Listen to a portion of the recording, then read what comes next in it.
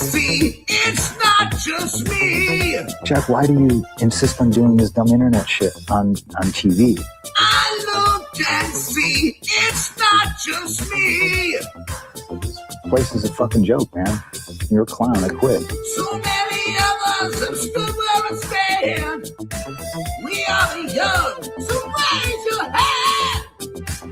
So many of us have stood where we stand. We are the young, so raise your hand. They call us problem child. We spend our lives on trial. We walk an endless mile. We are the youth gone wild. We stand, we won't fall. We're one and one for all. The writing's on the wall. We are the youth gone wild. No. It doesn't make logical sense. But it makes yes, of course. But it makes wrestling booking sense. Of course, this makes no sense. Of course, okay, it makes no sense. However, in pro wrestling booking, which often makes no sense, you would do that. It's about making money. It's not about anything else. Wrestling's always been about making money first and foremost. That's it. Yes! I look and see, it's not just me. Last weekend was the greatest weekend in AEW history. This is the greatest week. I look and see, it's not just me. Security, my safety, my life was in danger at a wrestling show. So many of us have stood where we stand. We are the young, so raise your hand. So many of us have stood where we stand. We are the young, so raise your hand.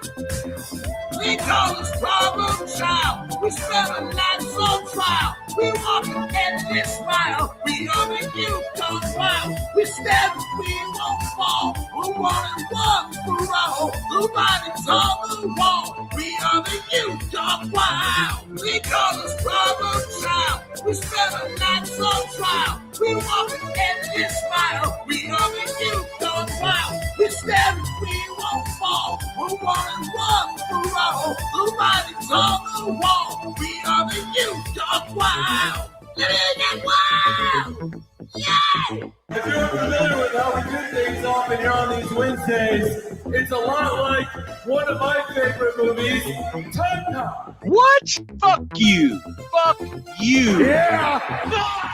Damn it, God, damn it! Yeah!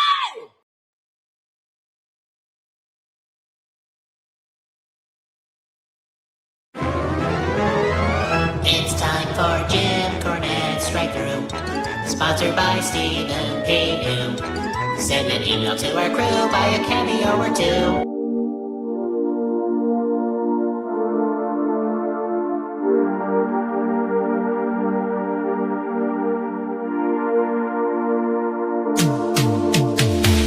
Every booking is golden, you see. Perfect cards crafted for you and me. Yeah, the best guys, Tony Khan, is true.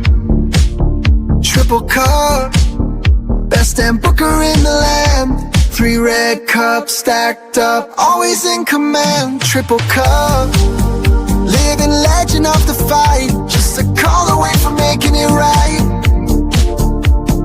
Never see him back hard, no way. Got the whole roster locked in for the day. A Crimson Tower, modern art. Triple cup. Every booking is golden, you see. Perfect cards crafted for you and me. Yeah, the best guys, Tony Khan, is true. Triple cup, best damn booker in the land. 3 red cups stacked up, always in command. Triple cup, living legend of the fight. Just a call away from making it right. Never see him back hard, no way. Got the whole roster locked in for the day. A Crimson Tower, modern art. Triple cup. Triple cup. What's happening, everybody? Welcome to another eclectic edition of PWT Live Show. Yeah. I am your host, the infallible Phil S. Marks. And today, guys, we have a show. There's WWE pay cut drama going on. Lots of drama surrounding TKO right now.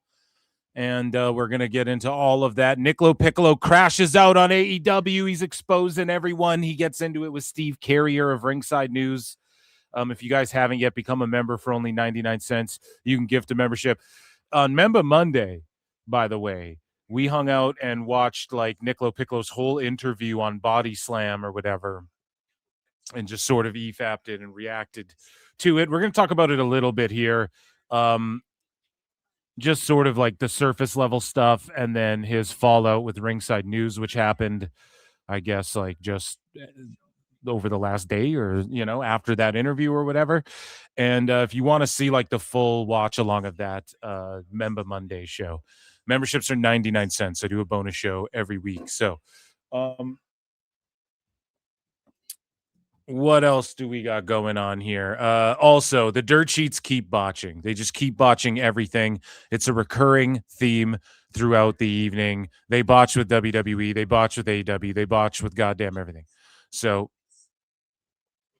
yeah, we're going to get into all of that and more as people file in. Hit like, hit subscribe. Check out patreon.com/pro wrestle times. And all the member shows are on there too if anything gets clipped off YouTube. I'm also live on Kick. So shout out Kick.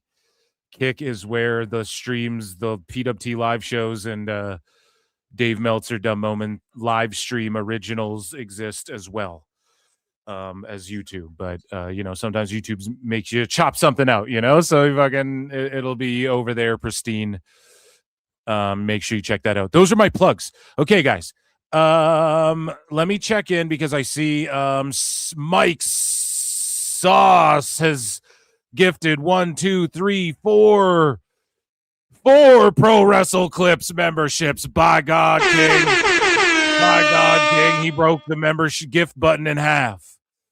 Wow, thank you. I think it's 4, right? Maybe 5. I don't know if they all... Thank you so much, everybody. Round of applause. That's a huge support. I really appreciate that.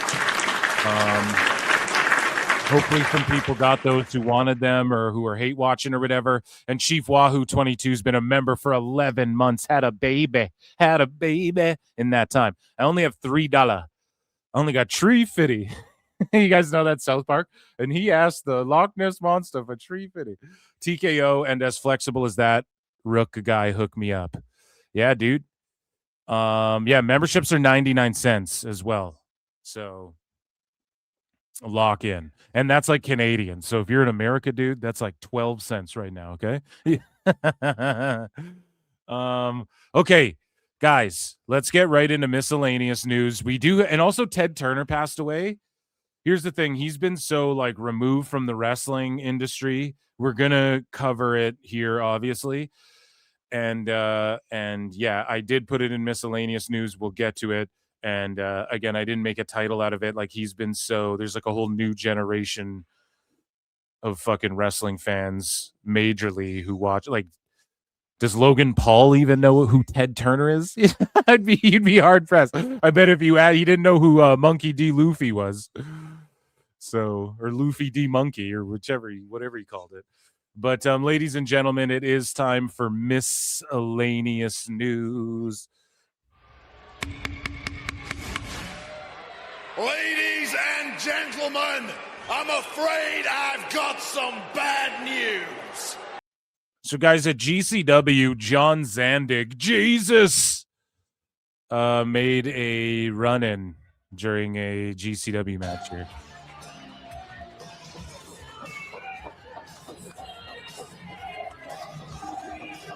And are they, like, popping for him? The thing is like, Zandig... I mean, you got to give him his flowers in GCW the way they did for Sandman and whatnot. Like, you might as well. They did it for Sabu. Zandig's like another one of these deathmatch guys who fucking... And they're chanting at this kid, you fucked up.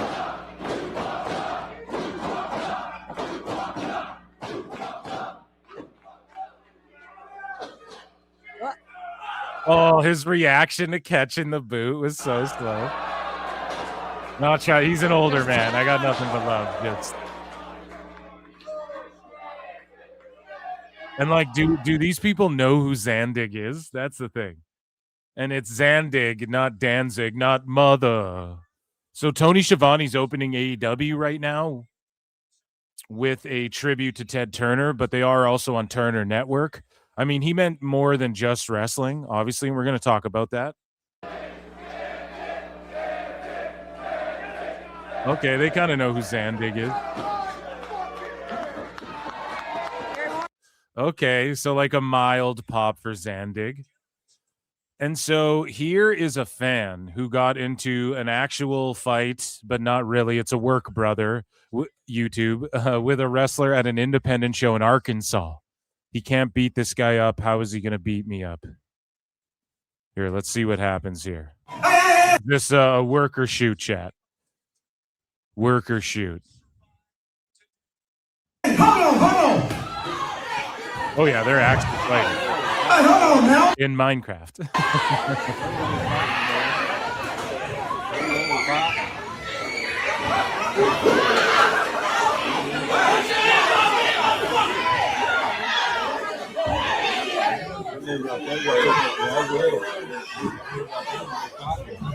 I'm so glad I got that. I'm so glad I got that shit.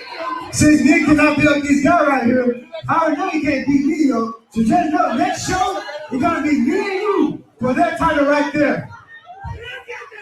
So then the dude in the ring cuts a promo. In fairness, he is like the most profesh. He's just like, well, I know you can't kick my ass.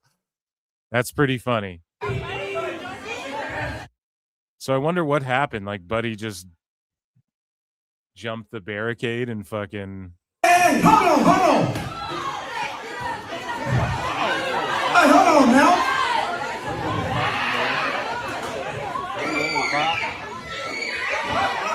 Like the old days, man. This brother's got some heat.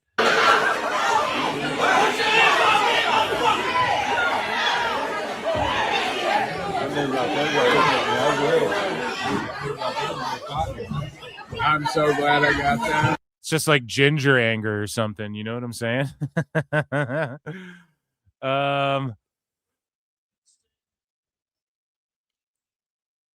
Let's check in with Stinger. Okay, Sting's out there with Tony Schiavone. They're honoring Ted Turner. We're about to talk about him that's why I kicked your leg from your leg. We're going to talk about him in a second. We have some Tony Khan Cringe tonight as well. And they're also just kind of throwing this AEW card together on the fly. They're just like last minute announcing matches. And it's an AEW Collision combo show, guys. So this is actually 3 hours. We're going to be watching Dynamite tonight. Sting saying that Ted Turner loved pro wrestling.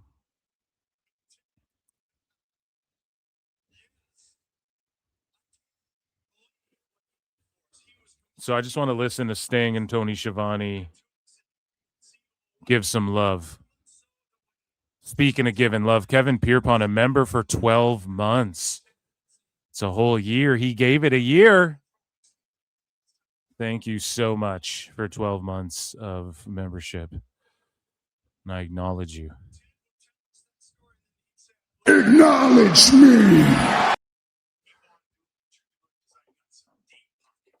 Next up, bro, I'm coming out to the ring. This is Tony Khan's ploy to fucking get Vince Russo in the company.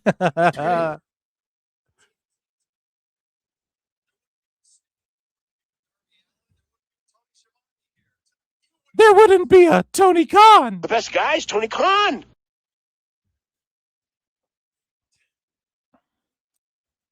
Big Ted. So typically when AEW does these, like, so they don't want to go head to head with Backlash, right? And there's also a UFC, so it's just smart not to. And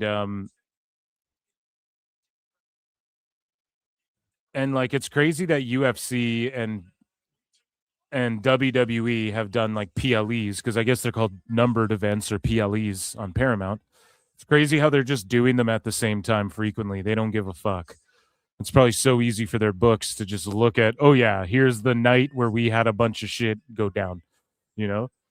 But usually these collisions, when they're tagged on to Dynamite, like that third hour just falls off and it's just loaded with matches and it's just a nothing show. And now he's putting Tony Khan over.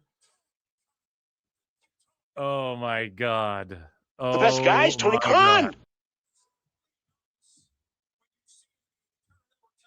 To use the Ted Turner shit to put Tony Khan over is the cringiest shit of all fucking time.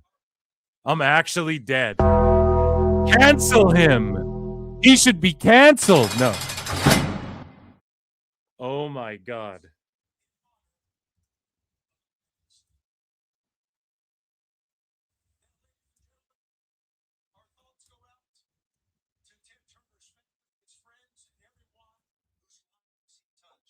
That's peak AEW cringe.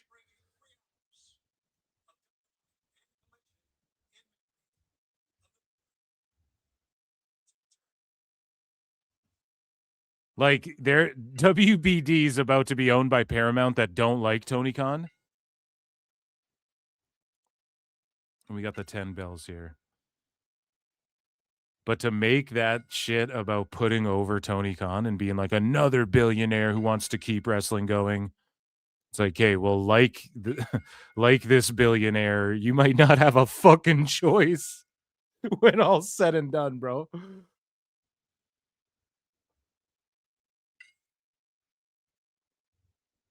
Live in person, I wouldn't talk through the 10 bell salute. We're going to take this moment to honor Ted Turner. I know that there's people out there not even watching this.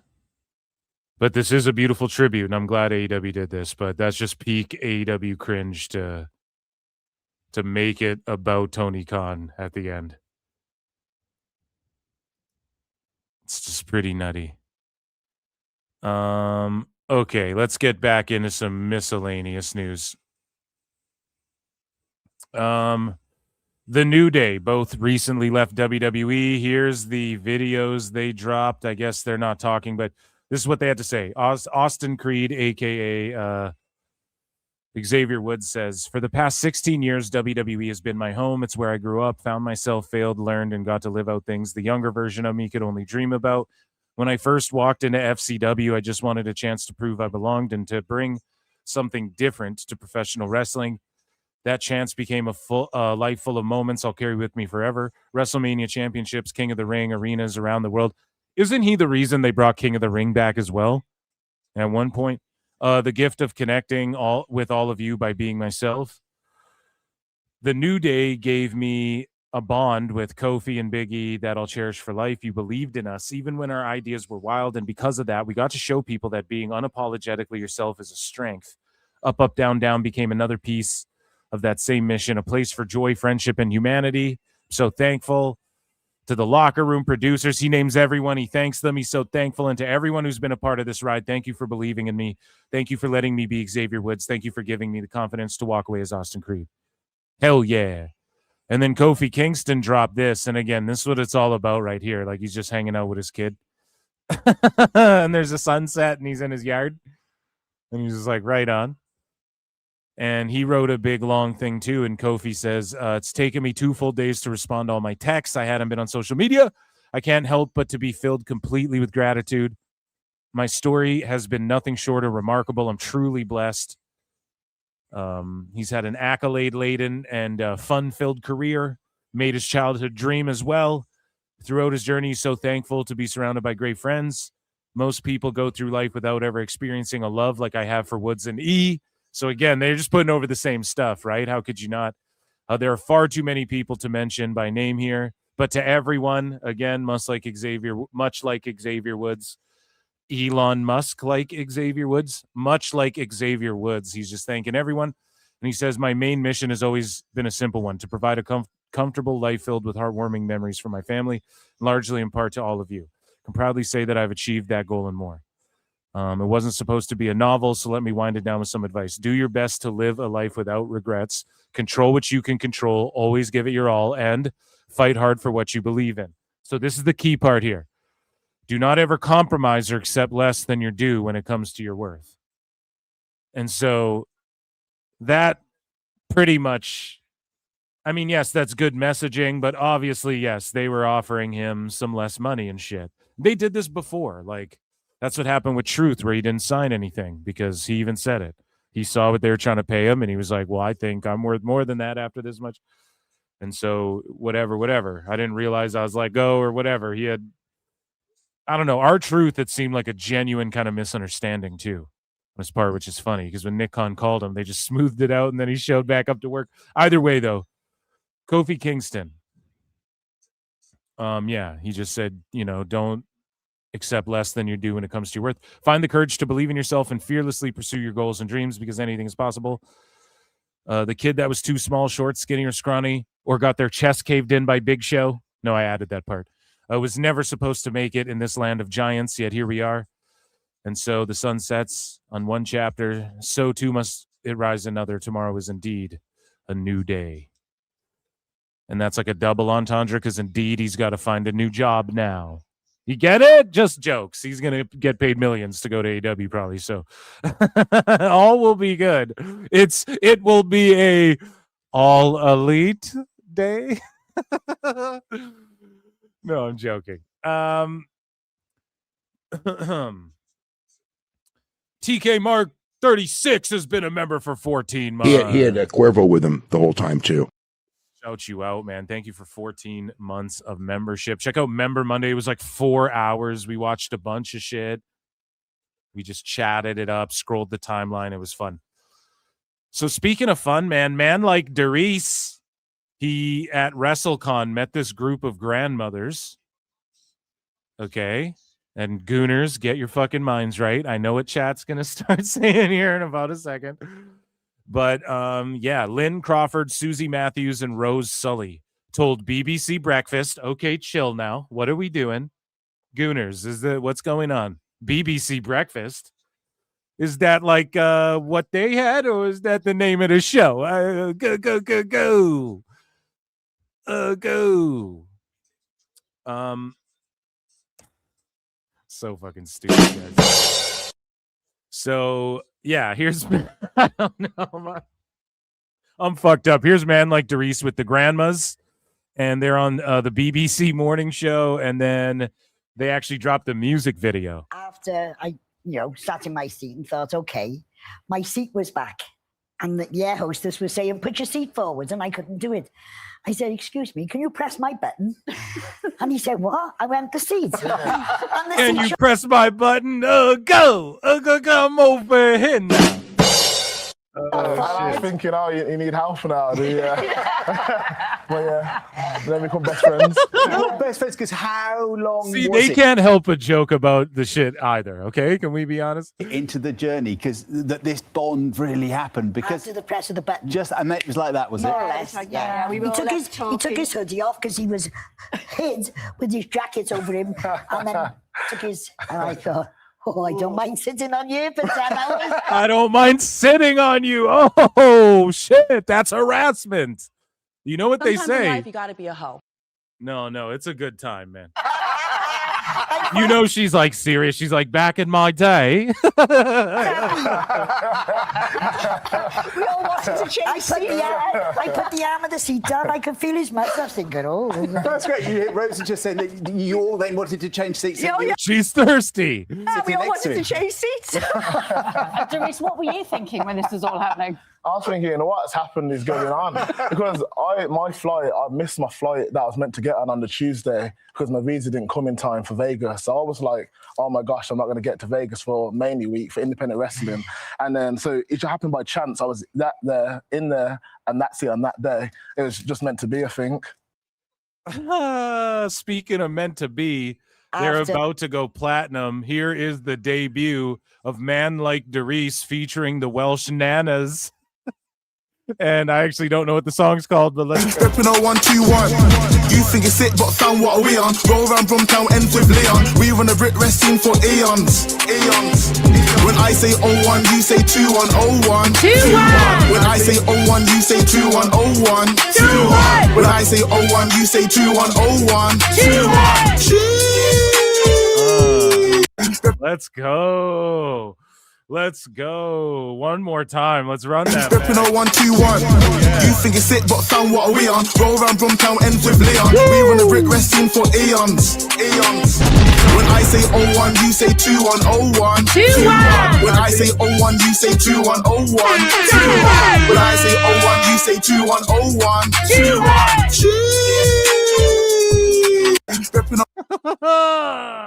He's got to bring him out at a match now. They got to valet him. They have to. It's almost like the gimmick's too good. It's like a gimmick now. It's like, man, like DeReiss with the Welsh nanas. He gets hit up for his next indie date. And can we get the Welsh nanas too? Oh my goodness, that fucking rules. So, speaking of not ruling, Alberto Del Rio could be sent back to jail after controversial comments at a wrestling show. So, immediately after another situation that he was in, another one arises, it seems. And this is courtesy of Ringside News. And so, according to a record in Mexico, Del Rio is now under review after his recent return to the ring, with authorities examining whether his actions violated the conditions tied to his release in an ongoing domestic violence case. Controversy stems from May 1 appearance at Arena Jose Soliman in Monterrey, where Del Rio competed in a tribute show for his father, Dos Caras. During the event, a moment involving LA Park sparked backlash and raised legal concerns. Alberto, I think it's a woman, hit her. The comment drew laughter from Del Rio, and combined with prior remarks attributed to him, it has now triggered a deeper review from the legal side. Oh man, so someone made a comment like, remember when that commentary guy was like, "Oh, those are some nappy-headed hoes." You guys remember that? And it's like, it's like, what are you? Why are you saying that? And then fucking Alberto gets hit with one of those on commentary. Look, it's a woman, hit her. And then everyone laughs. It's like, whoa, man, that's fucked. But yeah, I mean, maybe they're trying to make light of like, oh, you keep getting accused. I don't know. That's fucked, man. That's crazy. That's wild. Del Rio was originally arrested on April 6th, and it could be considered a violation of the precautionary measures imposed by the judge when he was released on April 11th.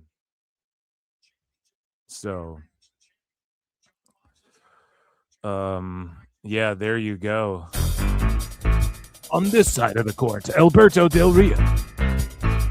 He just wants to make a comeback to wrestling. She said he finished her already.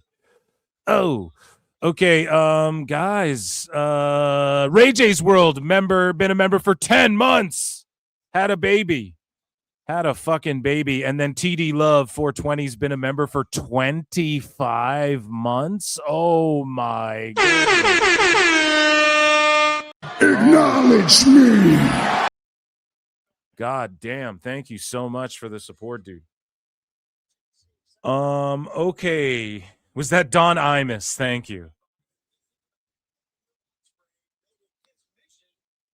So, speaking of other feds and whatnot, the UFC unveiled their new USA belt. USA.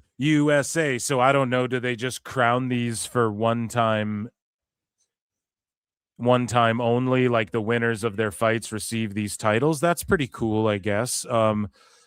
In prize fighting, that'll happen. Like in boxing and shit, they'll like make titles for just a one-off match, and it's just like, here, that belt's worth like $1 million and you won it along with this fight. Like, I mean, that's all cool.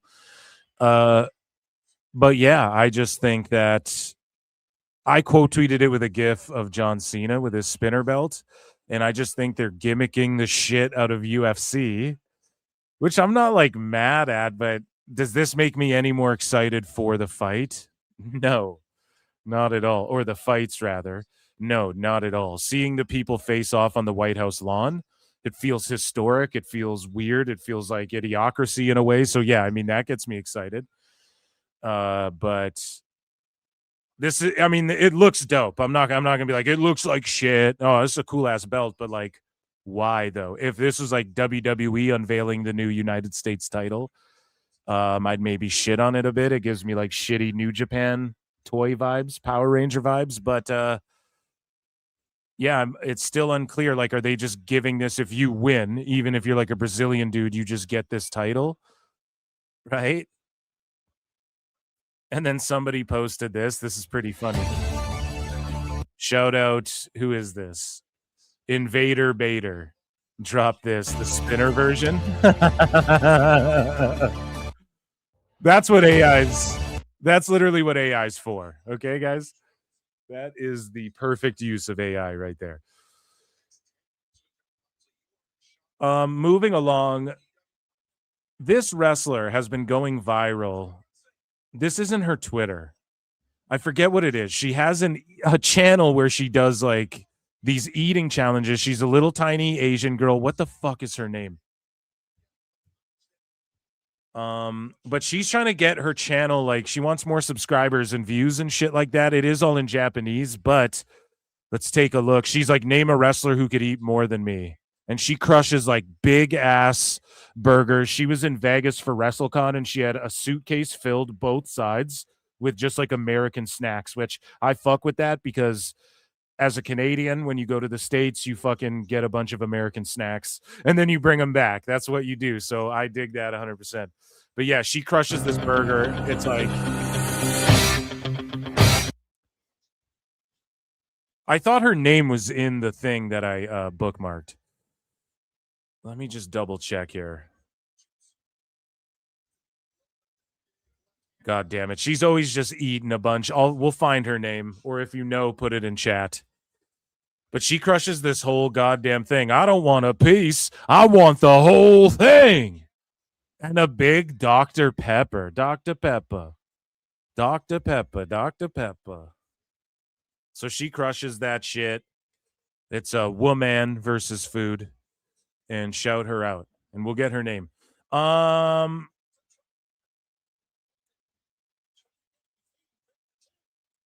are we watching Asuka?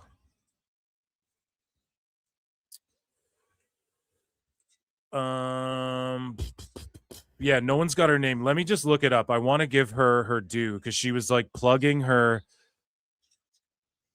And I've only seen like 3 things from her because of all this food she has. These pictures have gone viral, I guess. God damn it. I swear I bookmarked it. Just a dumbass. I was too distracted by Sting putting over Tony Khan. Was that not kind of egregious? Am I wrong for being like, dude, that's cringe as fuck? Like that's some Hulk Hogan shit right there. You know, I can't find her name. We will find it. She will return on PWT. I promise. It's training footage Asuka released. Anyone see that? Okay.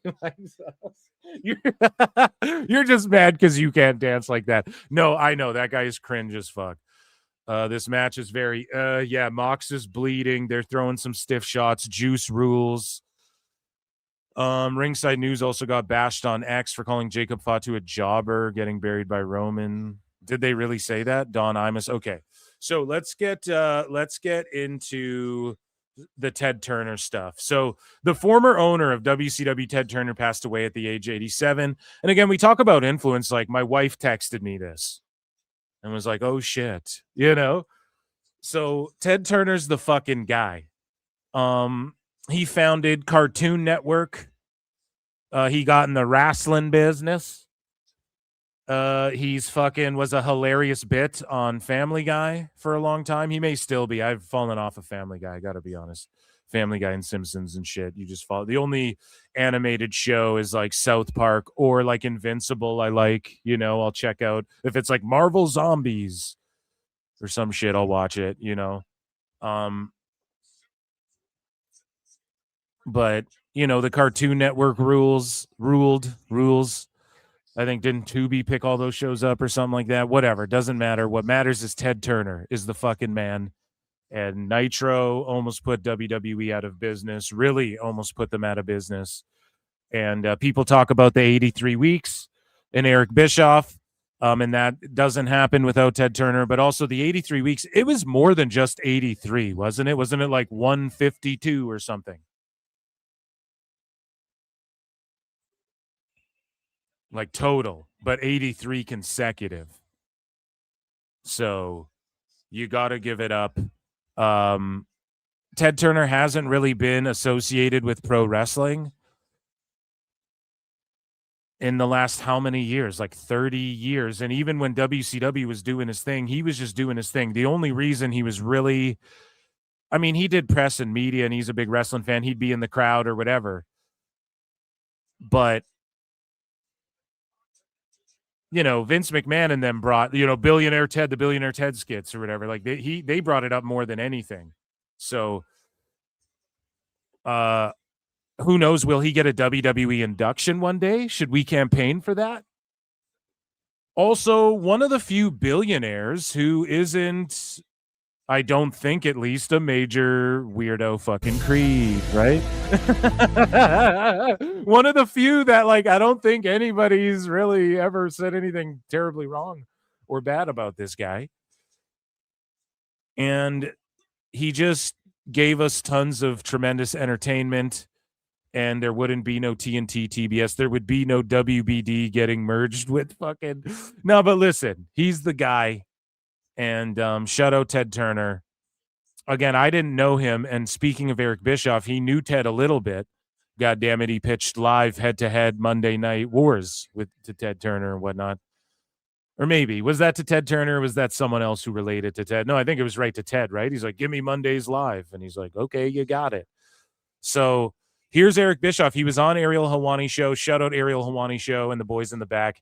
And he credits Ted Turner as one of the key reasons pro wrestling still thrives today. And I agree with this. I think you have to look at the people who came before and be like, be honest about their influence, you know? That's why fucking Hogan, Flair, those guys are always goated in my book. I might roast them a little bit, dude. I might make fun of Ric Flair being drunk, doing planks on the floor bars. But you gotta respect those guys for wrestling. And Ted Turner, he may not have gotten in the goddamn ring, but he put up a bunch of money. Now, here's the thing. Some people will say, well, isn't that why Tone should get respect? And they made that shit about Tone. But here's the thing. Ted Turner made his billions. He made his billions. He made his billions. He made his billions. How many times do I got to say this?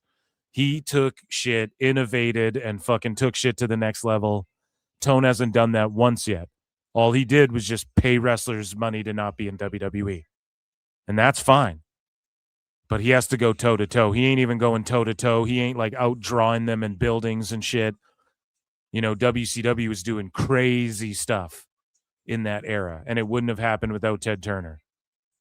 Okay? So that's one reason why, yes, was the money that he put into wrestling, gave people another opportunity, paid them ATM Eric. It was the same fucking criticisms. And yes, Tony should be put over for that. I absolutely have always said wrestlers should go over to AEW and get paid. I hope the New Day go to AEW. I really do. Because they won't fucking have to wrestle. When they do, they'll probably win. They'll have a couple of those quote-unquote dream matches. We'll see what they do outside of WWE if they had any ideas that they, you know, weren't able to lean into or whatever. And they'll get paid as fuck. Kofi's got kids. We already had Kofi Mania. What are we going to do? Xavier Woods world title run? Like, what was there to do? They're the GOATs. Just go do something else. It's all good. It's like one of those people who played in the NFL and then they like go to the CFL when they're like a little older and they're like, fuck it. Let me go. I'll go win a Grey Cup or two, you know? There's a few guys in history who've done that. I'm all for it, you know? So you got to show Tone out for that, for sure. But like the other shit, but to compare him to Ted Turner or to make that Ted Turner segment there about Tone, I'm still triggered and offended by that, if you can't tell. Anyways, here's Eric Bischoff on the Ariel Helwani show, putting Ted Turner over. I threw out a theory at the beginning of the show, and I said, if not for Ted Turner, who I think revolutionized pro wrestling, perhaps WWF/WWE isn't around, because I feel like he lit that fire under Vince and company because he came. He invented 24-hour news. Like, think about that. Now that's all anything is. Twitter's on 24 hours. And there are accounts that every hour on the hour are dropping some sort of crazy shit. You know what I mean? Like, Rising tide lifts all boats, and as a result, they were sort of skirting. TV would be off, and then you'd get infomercials or it's bedtime. You know what I'm saying? Fucking revolutionary. They were floundering a little bit, and that forced them to, pick up their act a little bit. Is that a fair theory in your opinion? Ariel, you're the first person that has ever expressed that perspective. And yes, it's true, but it's more true than you think. Okay. Absolutely true. Your statement was absolutely true in terms of putting pressure on Vince McMahon and forcing him to. This Death Riders Ospreay shit reminds me of one of those scary like prison drama movies. It's like Joker 2. So fucking shower scene's gonna happen next. Change. But what we really changed with Nitro was the format.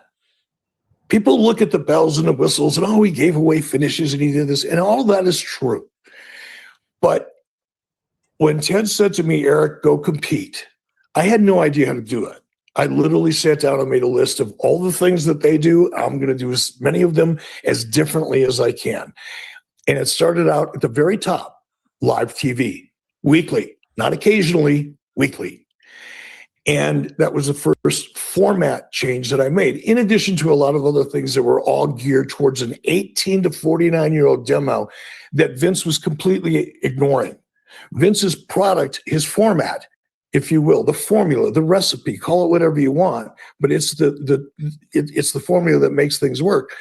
Vince's formula prior to Nitro was teen and pre. And think about that too, like Bischoff and Ted Turner responsible for like weekly live wrestling head-to-head against Raw fucking live. And now everyone's got to be live all the time every week.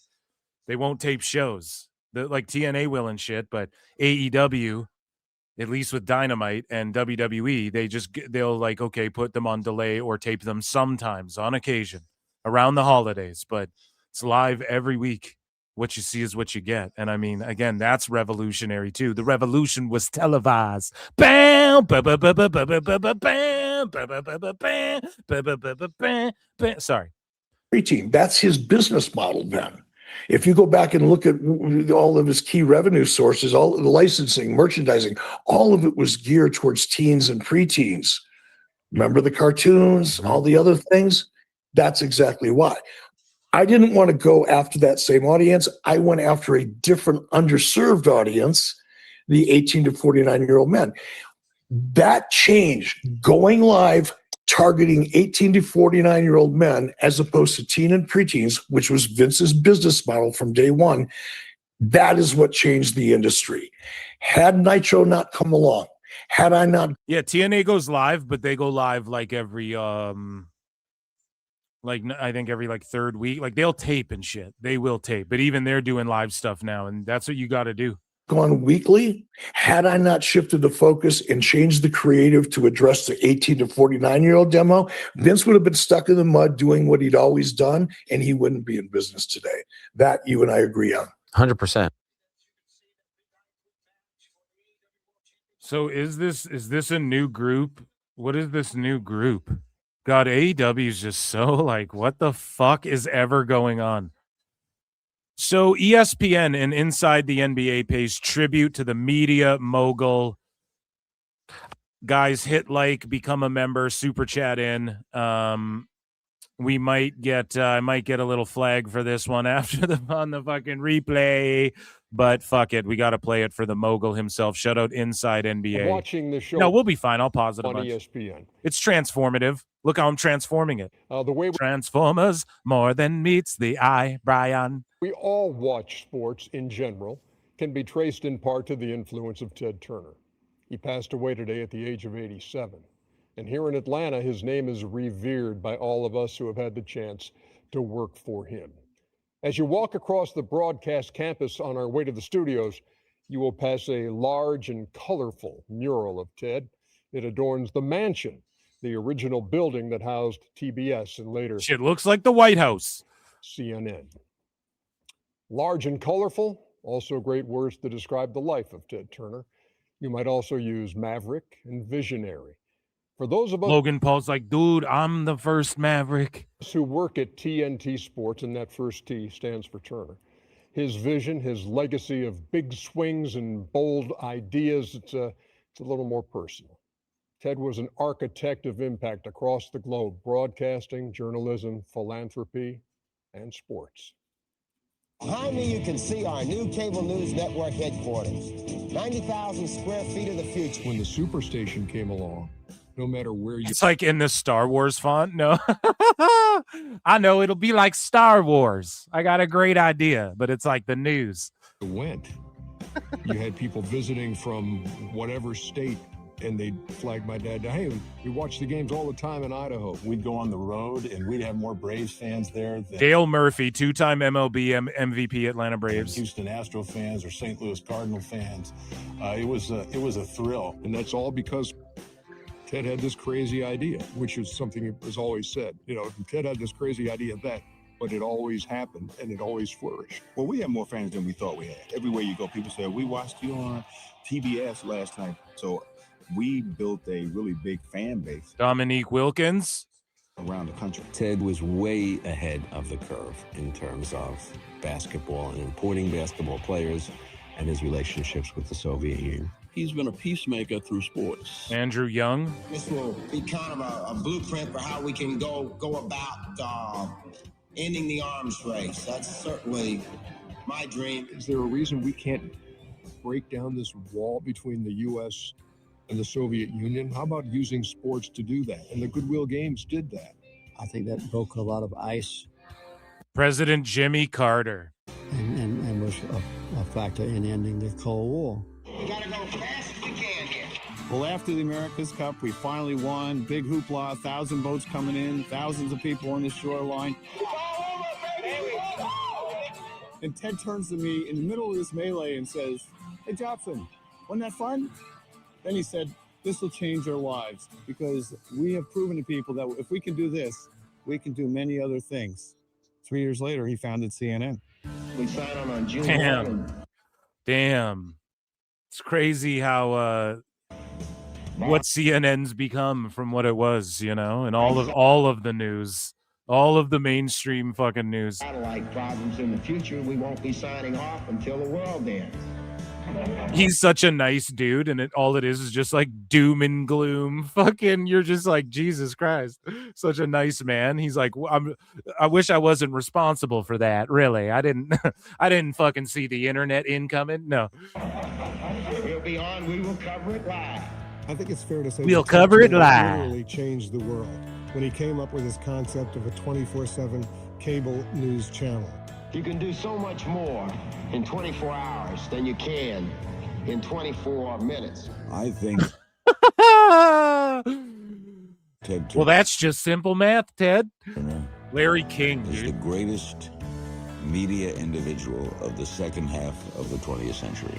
Ted is very much an inspiration for all of us in sports that we really can do more David Stern. than we have done. He told me that he was planning to give $1 billion to the United Nations. So everybody that's rich in the world, expect a call or a letter from me because I'm coming after you to get money for the UN. He put his money where his mouth is. He's always had a big mouth. He was more than a visionary. He was a visionary with a scalpel. Visionary, business scary. And a hammer. He'll speak the truth, and the truth will make you mad. It might also set you free, though, in the process. Ah, he said the thing.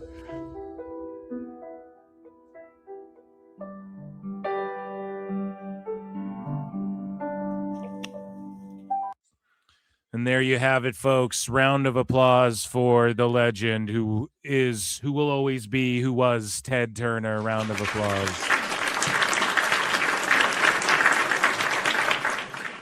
And that was miscellaneous news. Ladies and gentlemen, I'm afraid I've got some bad news. Some bad news, Cole.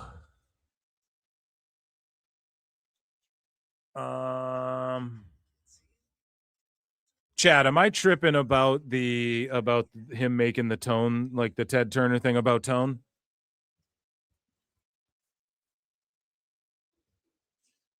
We might have to ask chat. Where are we going to next?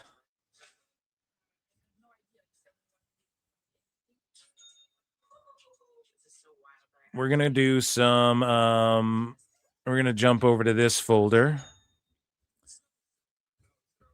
And Usher and Bird played when NBA was rough. Dude, Larry Bird was the man. Ted Turner gave us a TCM that helped save great classic films. Dude, exactly. See, everybody's just dropping. Well, this guy was such a stud, right? And I don't think he was caught up in any fucking weirdo shit. No, like you don't hear anything about him being a fucking weirdo. So no, I said that it felt like a ploy to guilt TK into dipping into his pockets too when their deal ends.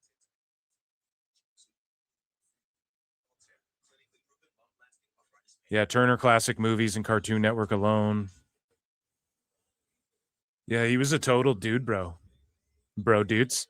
So let's get into my new favorite segment because it is the newest segment, and it is called Ratings Wars.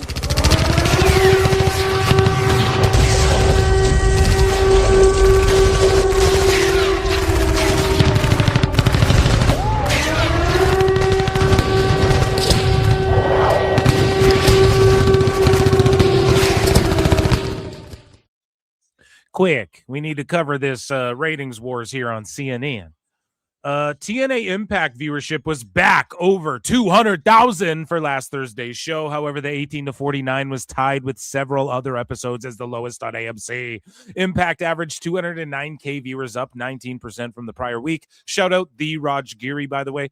A 0.03 in the key demo, which is like they do 0.04, 0.03. So per Programming Insiders, always these numbers do not include AMC Plus or Impact Plus. It is believed that is it TNA Plus or Impact Plus?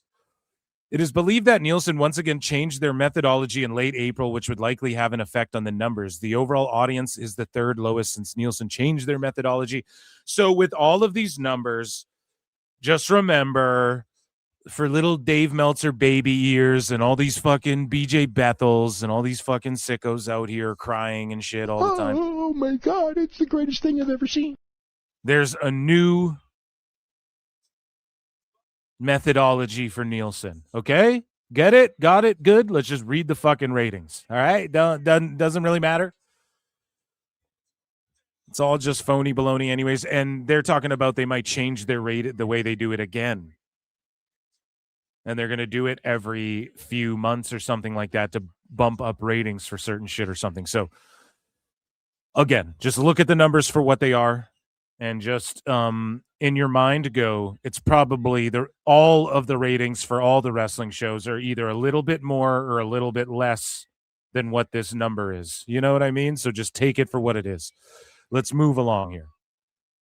Other than Raw, because it just comes from Netflix. I mean, it's just them saying this is what the numbers are. Now, could they be lying about it? Sure. But are they also one of the few being very transparent about it? Yes. So, and take it at face value, I guess. So, as expected, WWE Raw Netflix numbers for last Monday's episode were down from the prior week, which was the post-WrestleMania episode. The show scored 2.8 million views globally for the week per Netflix data, down 15% from the prior week, with 5.2 million hours viewed, down 21%, 21. The views and hours viewed, that's why I viewed your hours from your viewership viewer. The views and hours viewed, your leg from your leg, Brett, were the lowest since March 9th. The show ranked number 6 for the week in the U.S. on Netflix, down from number 4 prior week, and 6 globally, down from 4. 4. Year-over-year views were down 7%, while total hours viewed were down 10%. Last year's episode ranked number 3 for the week in the U.S. and 4 globally. Yeah, there was shit on, dude. There was the Funny AF thing went down. Kevin Hart's Funny AF, where they find like the new comedian to get a Netflix special. It was kind of cool. I watched it. I saw it through. I thought, yeah, it is what it is. Go and watch it if you guys haven't. I've had nobody watch that shit. So I forgot as well. For TNA, they're above 200K again, so I ring the bell for them. And for Raw, I am also going to 2.8 million views, 5.2 million hours viewed. I'll give them Phil. I will give them a trombone flop. Okay? But I don't think it's the quality of the show. Like, Raw was all good, you know? With Nielsen apparently changing their formula again at the end of April. SmackDown on Friday scored its lowest audience in 18 to 49 rating on USA since 123.26, which was the episode before the Nielsen change. SmackDown averaged 1.153 million viewers, down 9% from post-WrestleMania show the prior week, with a 0.25 in the key demo, down 22% per Programming Insider. SmackDown was number 3 on cable in primetime in the 18 to 49 demo, only behind NHL playoff programming on ESPN and ESPN2. The show also faced competition with the NBA playoffs on Amazon Prime. Year over year, SmackDown was down 18% in total viewers, with the 18 to 49 down 32%. Last year's numbers were ranked using the old Nielsen panel only, so it really means that it could be less, or it could have been fucking more. We don't know. That's the problem, so we're just going to take it for what it is. I'm giving that a trombone flop. And I mean, hey, you guys might think I'm being harsh, but I'm not sitting here shitting all over the show. I'm just saying, look, man, playoffs or not, we got to give that a trombone flop. We got to get these ratings back up. We got to get people excited. All the discourse is just TKO shit. And it isn't just pussy fear-mongering stuff. Watch Memba Monday from this previous Monday, and you guys will know. Like, this isn't just like hater crybaby shit. Like, you know, there's real criticisms to be levied. And if TKO is ruining shit, and it's not just the ads on the mat, like that's whatever. We're talking about like real shit, you know? But Switchblade says, did Nielsen hire USADA or something? You know, just fucking mocking them. And Raj Giri says, Nielsen is going to be updating their formula this fall again and will include co-viewing within households. Theoretically, that should lead to an uptick in wrestling ratings. Absolutely, it will. So, like, think about that. In fall, we're going to have another spill of like, oh, Dave Meltzer being like, oh, it's the greatest show in town. It's the hottest ticket. God, it's the greatest thing I've ever seen. You know what I mean? You know, poor people don't like AEW. So I'm just going to take what Nielsen puts out as the number. That's the number. Because here's the thing. Well, we have to actually adjust it 30% for whatever. Okay, then that means all the shows or whatever is getting adjusted 30% then. And so when I compare them, I'm just comparing them, right? I don't care. I want to see shows get over 1 million. I want to see WWE get to like 2 million again. What the fuck is SmackDown doing? So we move along here in the AEW world. Nielsen apparently changing their formula again at the end of April. Collision on Saturday scored its lowest audience since 124.26, which was the episode before the last Nielsen change. So the exact same as SmackDown. Collision averaged 346K viewers, down 13%, with a 0.06 in the key demo, up 20%. AEW's ratings are always so fucking wonky, dude. As always, these numbers do not include HBO Max simulcast. Collision was number 22 on cable in primetime with the 18 to 49 demo, tied with 2 Family Guy reruns. Oh, ouchie. Oh, my God. My View with Laura Trump. Who the fuck is Laura Trump? Life, Liberty, and Levin.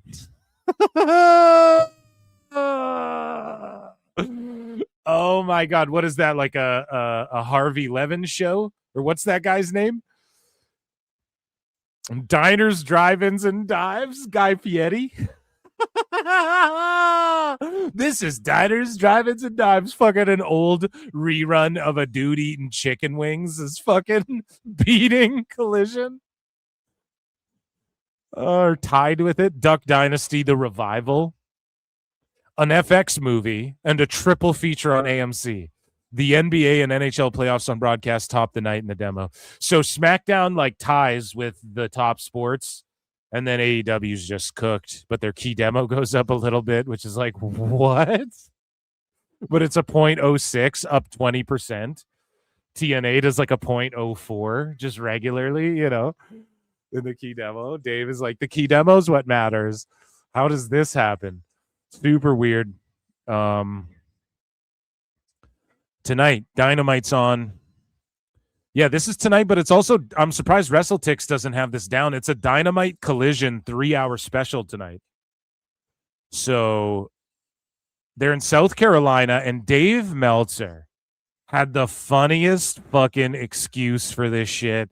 He was sitting there fucking melting down about, well, you know, the tickets are, this city's not good. It was a really good town before, but it's not a good town anymore.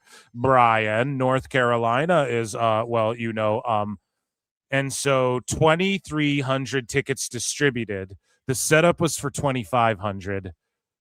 Pretty brutal, man. And the last time they were there for Dynamite, they outdrew it. They did 2,200. But when Dave is talking about, and I'll play the clip, get your goddamn flutes in the chat, okay? But when Dave's talking about how bad the attendance is, all of a sudden it jumps from 1,800 to fucking 2,300 to beat their last time 2,200, so that Dave can go, well, you know, they beat their last time. I bet Tone just papered that, dude. For real, like, how does it just do that? Even Dave's sweating it, and all of a sudden it just jumps up to that price. I mean, with walk-ups, I guess. Ladies and gentlemen, flutes in the chat, because it is time for everybody's favorite show. It was actually everybody's favorite segment turned show, turned sometimes segment once again. And it is called Dave Meltzer's Dumb Segment of the Show. No, Dave Meltzer's Dumb Moment of the Week here. Or, you know, the young superstar, you know, babyface, you know, that former heel thing. So here's his take on the attendance here. Wednesday's show has one of the lowest advances ever. It's funny. Last Wednesday's Dynamite was the largest attended. It's not really funny, Dave. The one in Fairfax, Virginia. Kind of just fucking sucks for everybody involved, I'm sure. It was the largest attended Dynamite since September 2024, which was the Grand Slam show at Arthur Ashe Stadium. And then this week's is, you know, one of the low. I think it's the lowest advance at this stage that I can recall. You know, it might.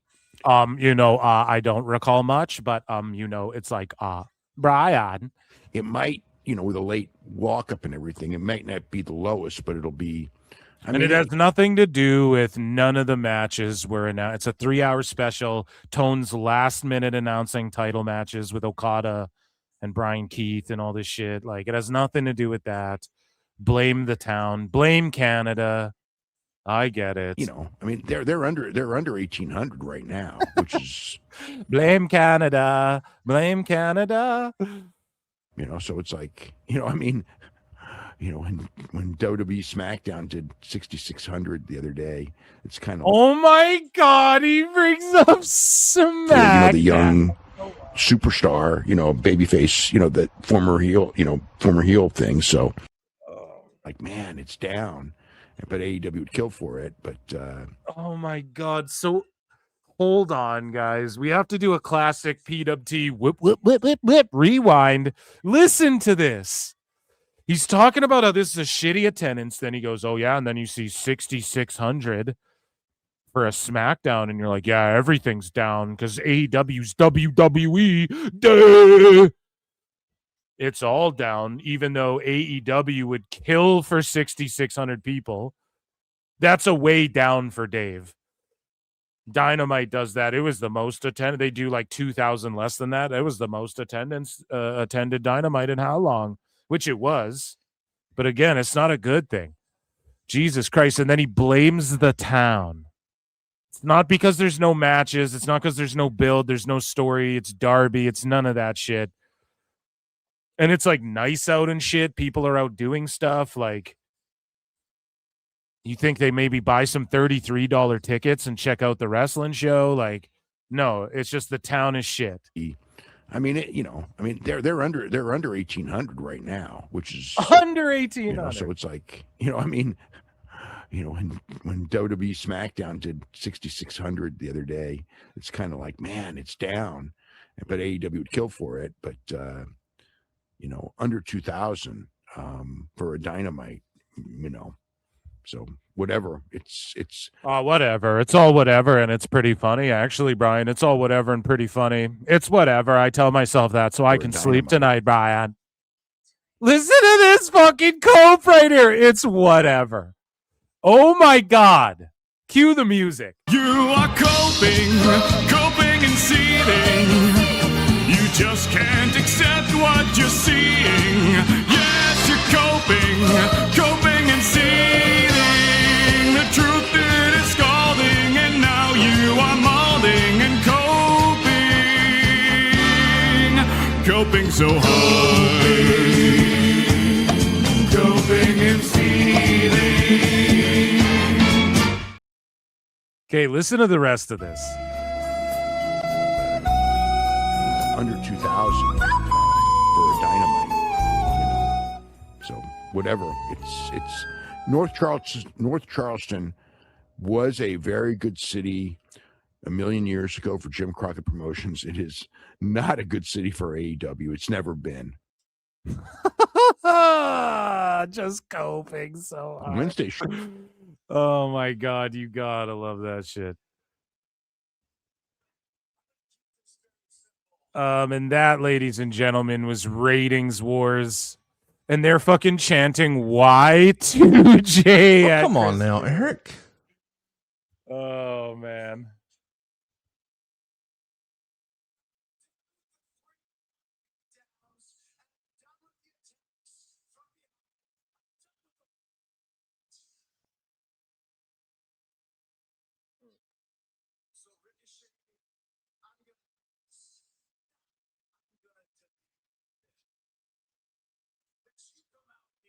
Okay, so Jericho's talking shit. He's like, I demand you come out here. And then they chanted Y2J at him for a millisecond.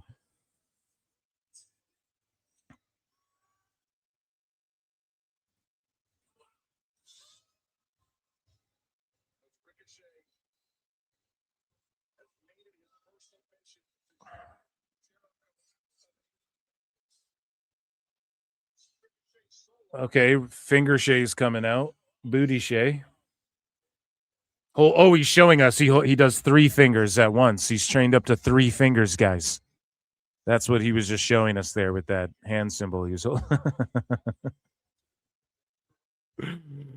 Oh my goodness. You what? I'm giving Jericho some due. We're going to get into some AEW news up next. There's not too terribly much of it today, but I just want to check Jericho here for a sec. I'm more into the stories. What can I say? Someone has to tell the big man to stop wearing those low-cut vests. It's the opposite of looking tough. He's like, what are you calling me gay, bro? Curry is the only player in history to get the MVP without another player getting a single vote. You know nothing. Who, me? I'm joking. You guys are debating basketball, I see in chat here. Okay. You don't know ball. Yeah, you guys are going at it. A reminder, Ricochet still can't act it. But he is redacted.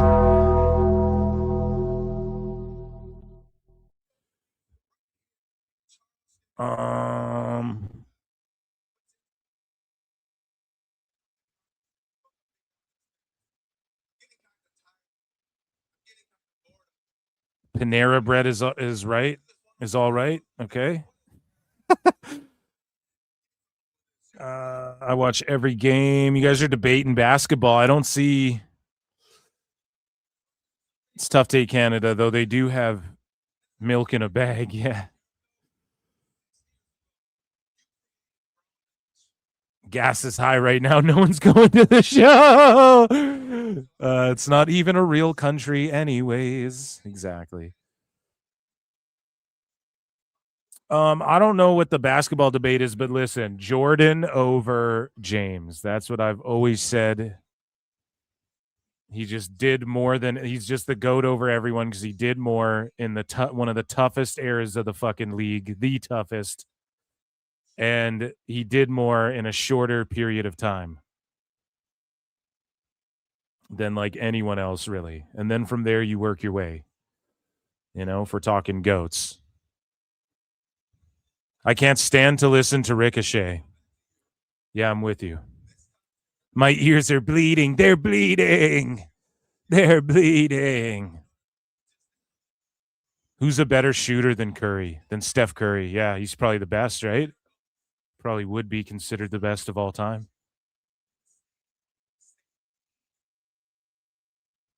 Ricochet. I'm listening, guys. I'm giving Ricochet his due.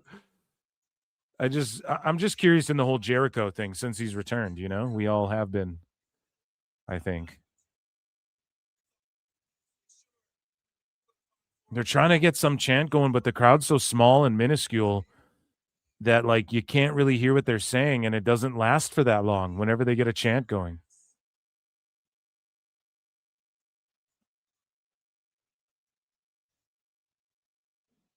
Basketball is stupid.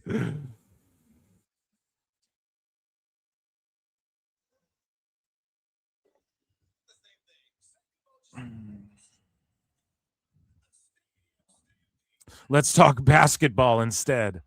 Yeah, fuck that, dude. The Raptors lost, so we're so we ain't about to do all that. No.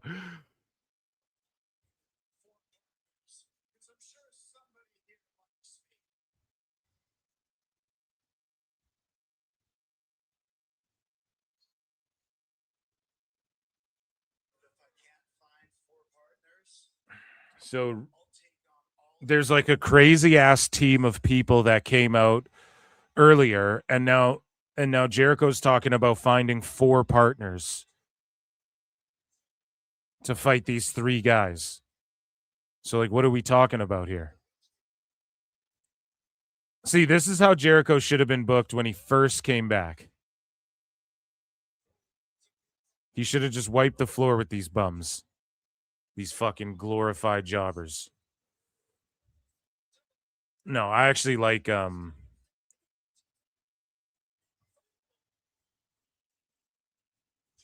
the Gates of Agony or whatever. Guys, hit like, hit subscribe while we're just watching Jericho's bit here. Now he's just getting the beat down. They had the crowd. So who's coming out? People are coming to get his back. It's the Hurt Syndicate. Okay. Damn, and Lashley, did you guys kind of see how he was a little iffy running and getting up when he slid in the ring? Just pointing it out. Just pointing it out. Did y'all see that? You can only carry that weight around for so long.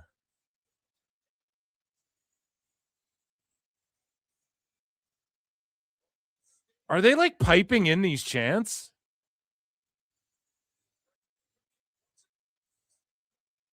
Like, who's chanting any of these chants? I swear to God, they're like piping these shits in. I swear they're doing that shit.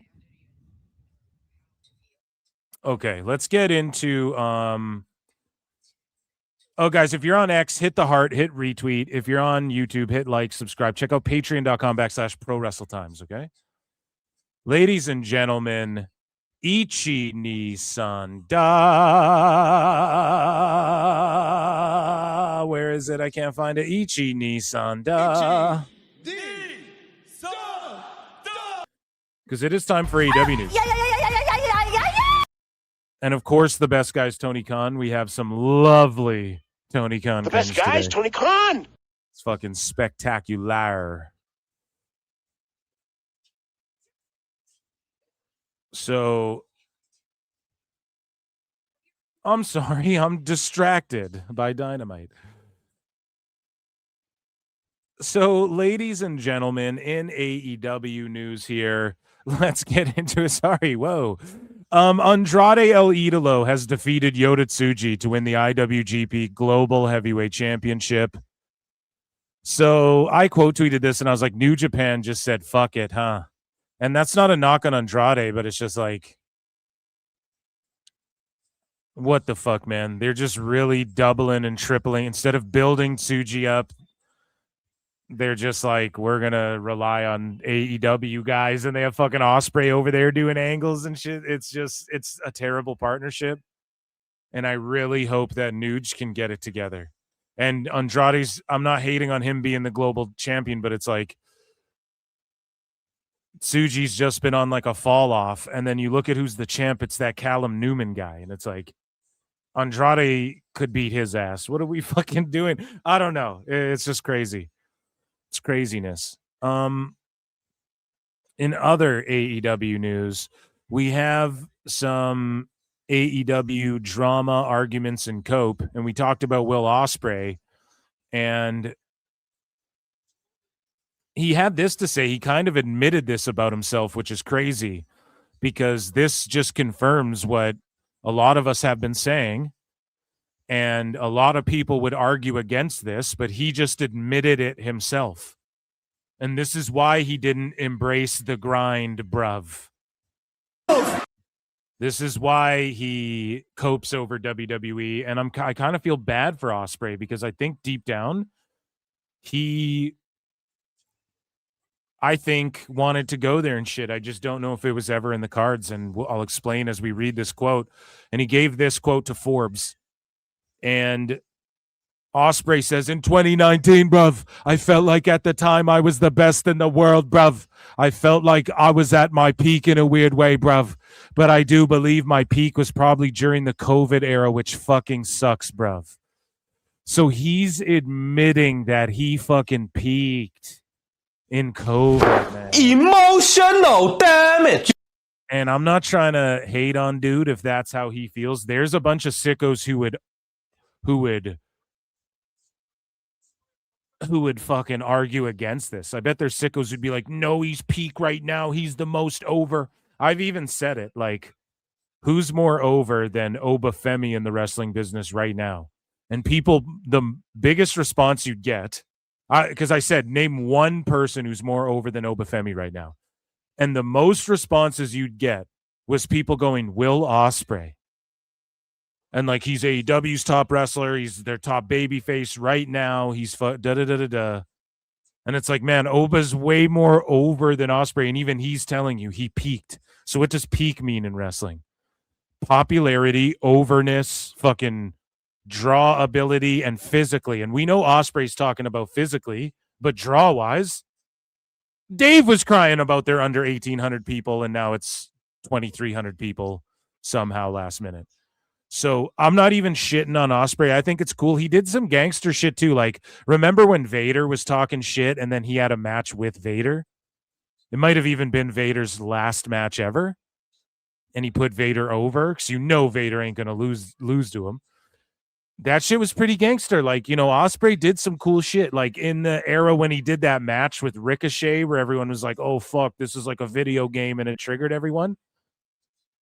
And, you know, the debate at the time was like, hey, man, from time to time, I'd watch some shit like this. And people would from time to time when it was just like something that people clipped and put on Twitter. Or like you saw it was like one of the rare like New Japan World uploads, or, you know, you just saw the match. It's online. Someone sends it to you. You fucking watch it. You're like, yeah, this is cool from time to time. There was an era for that. There was an era where like, oh, the Bucks are fucking cool. They're these funny dudes doing this wild shit and they just flip around and go crazy. Yes, in the 2010s, there was an era of that. COVID hitting, that's out of his control, but you would think if Tone signs you to millions of dollars and he in his own mind, Judas in his mind, doesn't even think he's peaking, no wonder he went there and just took Tone's money. Tone is a fool. This proves it, because if he's not even peaking, then were you giving him millions for what? To wreck his neck and go do a protect your neck, and to go do an angle with Callum Newman in New Japan and do this dumb ass shit with the Death Riders. Like, I'm sorry, ever since he returned, he's been in every worst segment, in my opinion, on Dynamite, just being honest. And it's just unfortunate, dude. And you can see why he copes over Triple H and why he copes so hard over WWE and the grind stuff. It's because in his mind, he battles with that shit. He's like, dude, and why he rests on his laurels. He comes back, and what does he do? First thing, a fucking Phoenix splash to the outside or whatever. A corkscrew moonsault to the outside, whatever the fuck it is. It's because, like, yeah, you can just tell, like, I don't know what it is. He thinks he peaked already and he doesn't have what it takes or something. There's some mental block. And there's sports therapists or psychologists or whatever they call themselves. I'm not sure. Who deal with, like, MMA fighters who deal with shit like this. You know, Lex, what are they called? I don't know. Me neither. I forget, bud. But, yeah, it's Will Ospreay should maybe see somebody like that, I think. And I'm being more serious about him now. Not to try and, like, psychoanalyze dude, but he's even like, dude, I peaked back then. Tone just gave him more money than he's ever made ever. And he's like, I'm proud I never had to leave the UK, one of the greats of all time. He copes about WWE here. Okay? So we have a quote from Ospreay where he talks about, he says he holds pride that he was never made or touched by WWE. Like, we got to cue the music. You are coping and seething. You just can't accept what you're seeing. Yes, you're coping and seething. The truth it is scalding, and now you are molding and coping so hard. Coping and seething. And I'm saying this as a fan, okay? Because if there's any two guys that I think WWE could have helped hone in and facilitate what they do and showcase what they do at the highest level and fucking make them into stars, I've always thought Kenny Omega and Will Ospreay are the two guys. And that's not because of Meltzer stars, but like Ricochet. You know, Dave Meltzer and them thought that guy could go in and be like world champ. I just never saw him as that. I'm sorry. There's a lot of these guys that are really impressive. They're cool on the indies. I don't see them as like world champion guys. Ospreay or Omega. I feel like WWE could have really helped them and would have been able to turn them into like top guys, Brian, like top guys in the industry as a whole. I think they would have excelled in WWE, but it just seems like Ospreay doesn't like believe that, and he's kind of coping over it. He goes, I was never made by WWE, bruv. I was never touched by them, bruv. And in that Vince era, that means a whole other thing. That's all I'm saying. I would hold much pride and honor in knowing that someone from England who never moved away from his country was able to do that, bruv.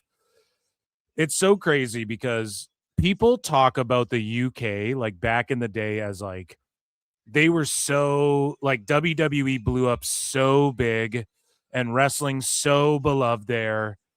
And like the WWF, like Davey Boy was their guy. And like the WWF was the end all be all for so many talents and shit. And now he's like just the opposite. I'm glad I never went there, bruv. It's like Ospreay. You could have went and been the first UK fucking world champ or the second or whatever. Like obviously Drew won it a few times, but wouldn't it be? Where's Ospreay from? Right, because I don't think there's been a he's from Havering, Addy, Bower, United Kingdom. So is he Essex, England? So he's an Englishman, right? He's English, right? Because like I don't think any Englishman has won. So yeah, that's England there. He's billed from England, but it does say he was born in Havering, Addy, Bower, United Kingdom. So is that just like a weird region that doesn't belong anywhere but claims England? I don't know, but he's English, right? So there's never been an English world champion. And that's what a few wrestlers have tried to do. Wade Barrett, Davey Boy Smith, right? And so Will Ospreay would have been that guy. I honestly, in this era, would he not have been a world champ at least one time? I think he would have been, man. I think he could have been for sure. And they would have made like his crazy ass moves so special, and the shit he was willing to do. It would mean so much. So many great moments in the history books. I believe that. I think Will Ospreay, because he can cut a good promo. And he's kind of got that vibe of like, I'm a soccer guy, bruv. A footy match, bruv. You know? I don't know. Just my opinion. And then Kenny Omega, maybe. Some people disagree with that, but I do think his kind of over-the-top selling and shit, like you could put him, it's kind of like, I don't know. There's a lot of people who thought Austin Aries wouldn't do well in like a WWE system, and he fucking did amazing. He was so good. And that was really one of the first guys. It's like him and Punk and Danielson, I think of, where those are guys that you didn't think they would get over, but they kind of showed everyone wrong. I don't know if Will believes that in himself, though. And he says, I really hope that inspires so many of the other UK lads and lasses over there that they don't need to compromise on their beliefs or what they want. What are your beliefs? That wrestling should be fun and entertaining and mainstream, and everyone should make a bunch of money and take it seriously. And when you hurt your neck, you should sell it, and you should fucking try and draw as much money in TV ratings so that the lads and lasses out there that you're trying to inspire have a fucking business that they can make money in the future. And it's not just wrestling on YouTube like every other fed.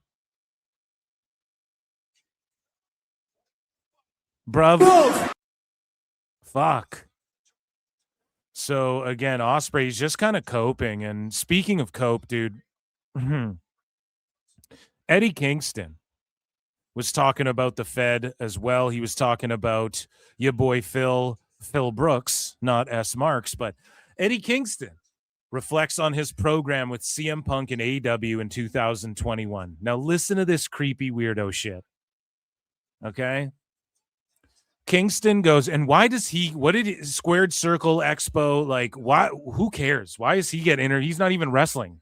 When the fuck is the last time he had a match? Why is anyone talking to this guy? So Eddie Kingston reflects on his program with Punk, and he says, dog, I didn't say a word to him. I went in there and we fought. That's it. Phil don't like me. I don't like Phil. That's it, dog. And that's the way it's going to be. I'm not talking shit about him. It's just the way it is. We don't like each other. If we're in the same company together, we're going to probably run into each other, put cops in front of us. That's it. I don't wish him bad. I don't wish him good. Be over there. That's it. This guy's so lucky to have a job anywhere. He did bleed. I enjoyed the fuck out of that. When he started bleeding, I whispered in his ear. I said, let me taste if there's pussy in your fucking blood. That's kind of gay. No, I'm joking. Let's just be fair. We got a couple haters.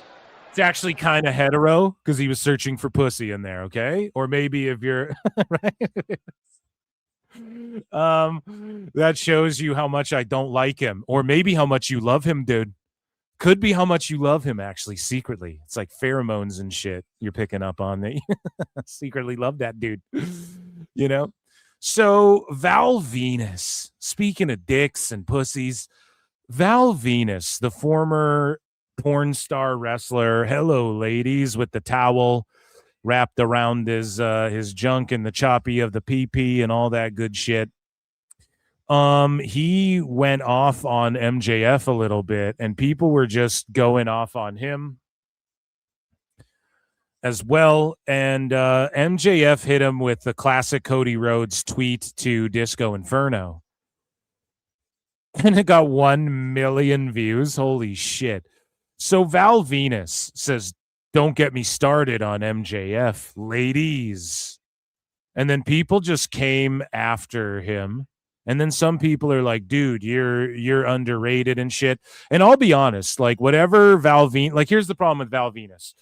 He posts like all of these videos of fucking like the Charlie Kirk conspiracy theories and the fucking you're woke and gay, you're a libtard. Like he posts all that shit, and he's very conspiratorial and all of these sorts of things, right? So people fucking clown him a lot already as it is, and he brought up MJF for some reason, right? And a lot of people just jumped on him. But in his wrestling career, like I'll be honest, William Regal and Val Venus, those are two guys that I look at as like they could have had bigger runs in there. And Test, I think. Those three guys, I think, in that era kind of were like, fuck. They could have really been something more. But MJF responds, it's just a screen grab of the Cody Rhodes tweet to Disco Inferno. Stop. You know nothing. You have drawn $0. No fan has ever left the show thinking about you. You were lucky to be a juiced up double lifer over with the boys. Type in an era where you hid in plain sight, coasting on other than success. Couldn't hang then, can't get booked now. What do you want to talk about? I don't know. That's my impression of Cody Rhodes. So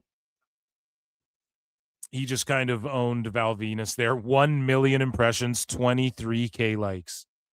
So then Val Venus spent the next day talking about it. He goes, Poll, did I give MJF too much credit with my statement? He is barely 5'11". He's short as fuck, dude. If you see him in person, MJF short as fuck. I don't know.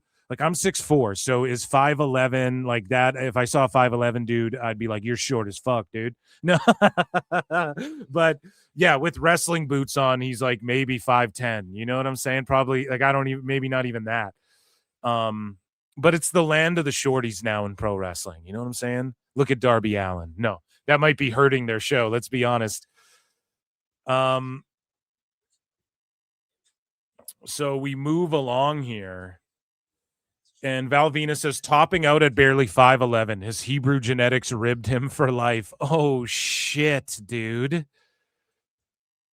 Taking it to that level. Goldberg's a tall cat. Who else? There's some Jewish athletes, right? Julian Edelman. Isn't he Jewish? He's a tall guy, right? I guess it doesn't matter. It wouldn't matter if MJF's fucking Hispanic. The dude's short. You know what I'm saying? I guess that's the point that needs to be made here. So Val Venus posted this, and he said, let me get this straight. The SOTE, Salt of the Earth, pushed by a billionaire's broadcast machine, can barely draw 600,000 viewers per week on a good week, yet he tries to drag the man, the myth, the legend, the big Valboski, Val Venus. SOTE is out here attempting to drag a man who was performing week in and week out in front of 5 to 8 million viewers on Monday Night Raw during the greatest era in wrestling history. True that. It is true. However, if you removed Val Venus, here's an objective reality we all need to accept. If you removed Val Venus from the Attitude Era, like those episodes of Raw, I don't think the ratings change any. If you remove Disco Inferno from those Nitros, the WCW ratings are actually affected. He was like the top highest rated quarter hour draw. Meltzer Inferno. So there's a little tidbit for you guys, or not even a tidbit, I guess, just a little factoid. And he says also tearing it up on multiple house shows across the country night after night for years. The midget Hebrew who lost to the commie CM Punk. Do you see what I'm saying? He's a commie. The InfoWars is no more. We were bought by the Onion. The Onion News. It's a tragic day. Oh my God, dude. Like, so again, he's just, this is why people don't fuck with him. Who lost to commie CM Punk is trying to drag the man who not only put CM Punk on the map, but remains undefeated against him. Does he mean him? Sneeze. Excuse me. Sorry, guys. Stop. When you grow up and break 1 million viewers consistently, like the legends of the Attitude Era, then I might take notice. Until then, keep my name out your mouth, kid. Break 1 million viewers consistently like the Legends of the Attitude Era. Yeah, they fucking broke 1 million, way more than 1 million. Yeah, and that was their fight. Who do you guys think won? We have some cringe tone to get to. That was cringe as fuck. What's chat saying? Guys, and check me out on Kick too. Make sure you guys come over to Kick and follow me over on kick.com/pro wrestle times if you are a kicker.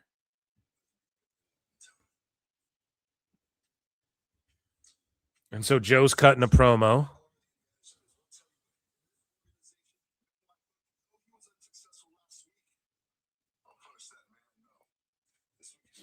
Yeah, when Joe's spitting, you got to listen, you know?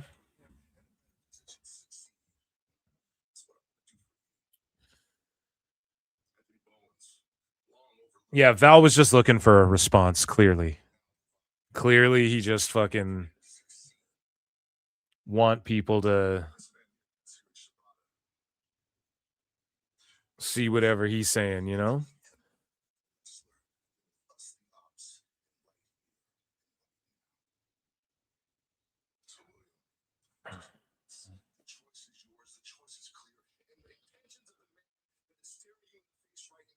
So Joe's just like real intense, cutting a promo. Bowens is with him. Shibata's just staring. Just the most random group ever.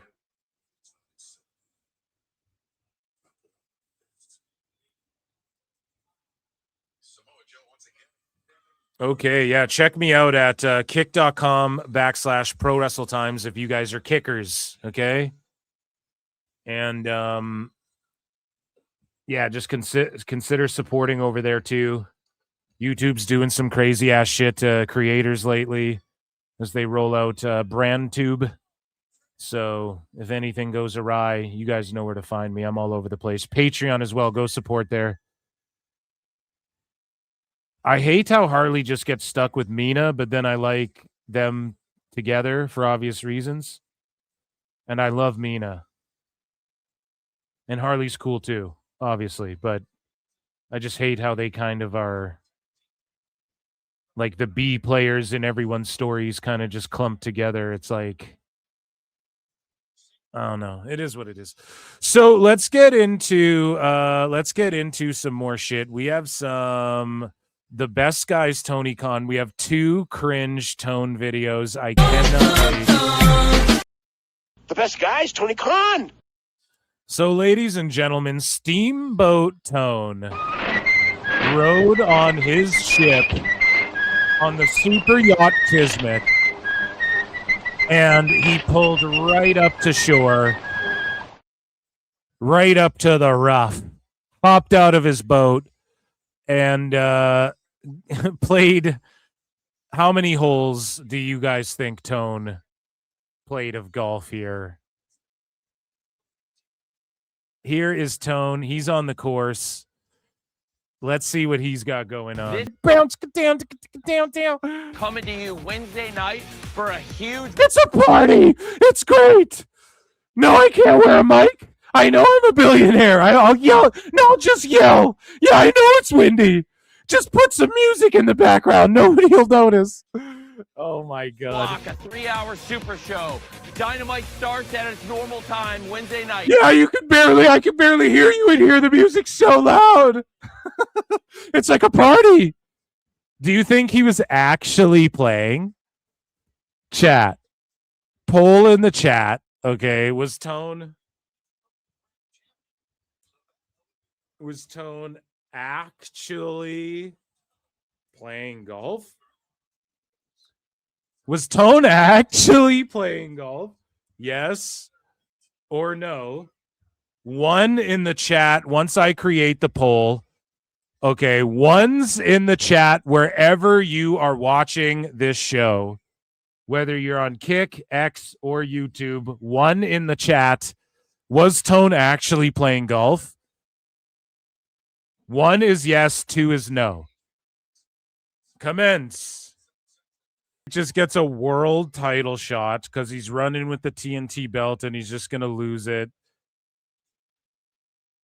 And it'll just be a back and forth, death-defying banger where Darby barely scrapes by. And then everyone's like, Kevin Knight's pretty good. Tone thinks that's how you get people. So there you go, dude. Fairway to hell. I'm on a fairway to hell.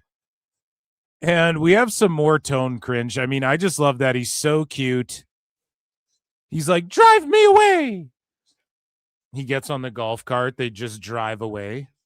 Some old guy's like, hey, asshole, I'm shooting over here.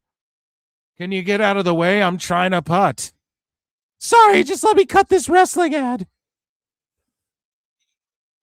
So here's Tony Khan. And again, that was a quick little minute-long thing.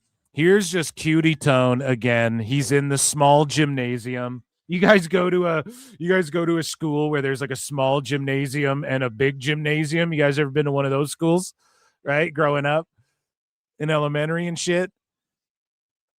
He's in the small gymnasium for this video. And here he is. This was 2 hours ago before Dynamite tonight. And he's fresh off. He's nice and tanned, looking good. He's glowing, fresh off the fairway, fresh off shooting. What do you guys think Tone's score was? We're at a dead 50-50 in chat. Yes, he was playing golf. No, he wasn't. Guys, get your votes in, 1 or 2. Okay? 1 or 2 in chat. 1 for yes, 2 for no. Was Tone even actually playing golf? And yeah, here's a little cutie pie Tone video here. Hey, it's great to see you all. It's a very sad day in the world of television and certainly in the world of professional wrestling. The man who gave us this platform, the man who created TBS and TNT and so many great television channels and so many great content. Listen to how fucking, oh my God. Tone, he didn't create this platform because the platform that you're doing this on is called fucking X and Instagram. Okay? This isn't on your TV show. And I say this all the time. The shit he says should be on his TV show. And he goes, boy, there's a lot of wrestlers here at the small gym at the local elementary school where I'm filming this to fucking tell, and they're telling me they want a match tonight. Well, why isn't that on the show? And now he's like, oh, this great platform I'm on. Fucking Elon Musk. Who owned it before? Who owned X before? What was the guy's name? I forget it. Jack Dorsey? Is that it? Let me look it up. Yeah, Twitter. He's one of the co-founders of Twitter, Jack Dorsey. You know, thank him. Thank Elon Musk. What the fuck are you talking about? Steps in the field of television. The late, great Mr. Ted Turner has passed. We've been making some changes tonight ahead of the show that starts very soon, Wednesday Night Dynamite. Very fittingly, we will have... He's trying to like pretend that he's fucking emotional about it and like, very fittingly, we'll have fucking Hechicero fight El Clone tonight. You know what I'm saying? Like, very fittingly, what for a 6-minute video? Put out your fucking condolences and wrap the vid. No one cares. And it's because Tone last minute came up with these matches. 8,000 views before the show. Like, what are we doing? Words from Mr. Tony Schiavone, some heartfelt thoughts to start the show, as well as a 10-bell salute to the man who gave us this platform to have Wednesday Night Dynamite, Saturday night. On this platform to have Dynamite and shit. You're on X. So say the platform of TNT or whatever the fuck, man. But like, it's like when he did the one video and he's like, oh, thanks AEW. Thank you, TikTok and AEW. We'll see you tonight. He thanked TikTok and AEW at the end of his promo video. Thanked himself and TikTok for allowing him to fucking sit there with bad production and bad lighting and fucking talk about him. It's like, what the fuck are you doing? Collision and all the AEW television shows from the very beginning here at TNT and tonight on the Superstation TBS for Wednesday Night Dynamite coming up tonight. So that's a very fitting way, I think, to start the show with Mr. Schiavone paying a tribute to the legacy of the late, great Mr. Ted Turner. And then all ended with me. I'm just bitter that they fucking Tone sent Sting out there to put Tone over during the fucking Ted Turner tribute. I broke up with Tone. It's official. We're done. We're through. Of course, Tony worked Maybe I'm just still triggered about that, but it's like, dude, you're getting roasted extra hard tonight. Worked for Ted for many years, and it's very appropriate, I think, that on behalf of AEW and TBS and all the great wrestling fans, that Tony share some thoughts at the start of the show, in addition to a 10-bell salute to the late, great Mr. Ted Turner. There's also going to be a great night of professional wrestling. It's very fitting that we have a world. It's very fitting. Everything's fitting well. My jacket, my tie, and these matches. Championship fight with the world champion Darby Allin defending against the TNT champion, the Jet Kevin Knight. Very fitting to have the man. Fitting's like the new word that he learned. Fitting, very fitting. Lee Fitting. I mean, I wasn't watching Raw, I swear, but it's everything's fitting well. And who holds a championship that represents the legacy of the late great Ted Turner, the TNT champion, the Jet Kevin Knight, one of the fastest rising stars in pro wrestling, taking on the world champion, Darby Allin. These men have had a hard-hitting fight before. It ended with Darby getting knocked out of the Continental Classic, and it ended with Darby spending Thanksgiving morning in a hospital in Nashville. And we were very concerned. I was there on Thanksgiving morning with Darby. We were very concerned that he could have a broken neck and that it might be the end of his wrestling career. He's come back stronger and better than ever. He's the world. I was with him. He thought he had a broken neck, and now I swear this is why Tone did it. Just a short run before they inevitably have to go back to MJF before All In. Right before All In. I bet he does a title switch. And inevitably they got to do that, but Rush put it on Darby because they're going to be on YouTube and fucking my AEW app, but B, like Darby, like he already thought he almost broke his neck. Like this guy's really going to hurt himself badly in one of these matches sooner or later. Champion, and tonight the world champion will face the TNT champion, Darby Allin versus the Jet. So you have fucking Danielson's career done because of neck shit. Darby really thought he almost broke his neck and he's still doing crazy shit, world champ. And then Ospreay just had his fucking neck fusion or whatever. It's like, holy fuck, man. Have you thought about telling some of these guys to chill a little bit? Kevin Knight for the world title. We've got the AEW Continental Champion, Jon Moxley, in that. Adam Cole, look what happened to him. At the time, mind you, that everyone thought he should be on Raw and SmackDown on the main roster, cutting it up and as a main dude. If you think about it, like if AEW never came around and Vince didn't fuck around, Adam Cole and like Triple H got his way with that because everybody wanted to see the next, like the black and gold era be on the main roster and shit. And there was like a 3-year kind of, they got skipped over period where there was like power struggle with Vince and Triple H was getting punished and all of that. And then a bunch of guys went to like Keith Lee and shit. They went to AEW instead of like ever get their chance. And then that's why when Triple H got full control, what did he do? DIY, Aleister Black, fucking all the guys who got kind of skipped over. But Adam Cole stayed in AEW. He gets fucking he gets concussed like multiple times and put out of fucking competition forever. Taking on a top challenger who picked up a great win on AEW Collision. Will be an eliminator match for a shot at the Continental title with the champion Jon Moxley against Juice Robinson. Great win for Juice on Saturday. Great match tonight. Juice Robinson versus Jon Moxley. It's a rivalry that goes way back. They've competed all over the world, including in New Japan Pro Wrestling, and they'll fight tonight, Mox versus Juice. Tonight on Dynamite, we'll have a grudge match, tag match, with Hikaru Shida teaming with Chris Statlander against Stat's good friend. No reaction. Stat was just your women's champ. That's the person who beat Jade Cargill for the TBS title. That's your most recent world champ before the current one, right? Or was Stat 2 champs ago? Either way, doesn't matter. She beat fucking Monet. And just zero reaction to building to what? Her versus Shida or her versus fucking whoever? Cameron and Mina Shirakawa. Of course, Mina does not trust the motives or the tactics of Hikaru Shida, and I think she's got some very valid points. That'll be a great match tonight. I think her side of the debate, she's got very valid points, and thus they'll fight in the ring. But I mean, in debate club, I thought she really... Very excited for that. Very excited about the Double Jeopardy match. Double Jeopardy! And before the match, when instead of a bell, it's going to be the do-do-do for the Daily Double.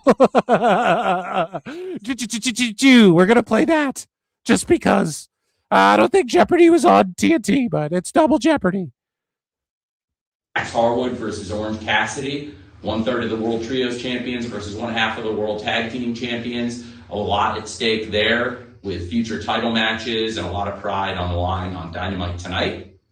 Also, very excited to announce that the international champion, Kazuchika Okada, is here to defend the championship tonight. He's been incredibly impressive in recent weeks, and Okada has opened himself up to fight anybody, and there's a man who's always looking for a fight. Everybody always opens themselves up to fight everybody. If you have a belt, it just means you're open challenges against everybody. Instead of like making title matches feel like big world title matches and shit with stakes on them. In this episode of Dynamite, I mean, fuck. Has it even been good, guys, so far? I'm not glazing it as I have some of the past episodes in recent months, and I just think Tony's going backwards now, all of a sudden. Instead of just running with the MJF thing, he just decided, nope, we're going to go backwards again and right into All In. Might as well. And a man who's been very impressive, picking up wins in Ring of Honor recently, and also a man who holds a top championship in independent pro wrestling, the Defy World Champion, the Bounty Hunter, Brian Keith. The Bounty Hunter, Brian Keith. He's the Defy World Champion. No one knows what that is, Tone. Is always looking for a fight, always looking to collect. And tonight, the Bounty Hunter, Brian Keith, will take on the Rainmaker, Kazuchika Okada, for the international title. Also, we've seen in recent weeks... The international title? Wait, what? Hold on, wait, what? Who's the Continental Champ? Is that still Mox? And then they have an international title, then a national title. So Okada's... So the unified thing is gone, obviously. And so Mox has the Continental, so he's the international. Is that what it's been? I'm just confused, dude. Someone, Lex, what the fuck has been... Is that the order of the titles right now? I don't know! Me neither. Jamie Hayter and the Brawling Birds come to blows, coming to... He doesn't even know. They're coming to blows. They're coming. I want to do blow. I mean, they're coming to blows.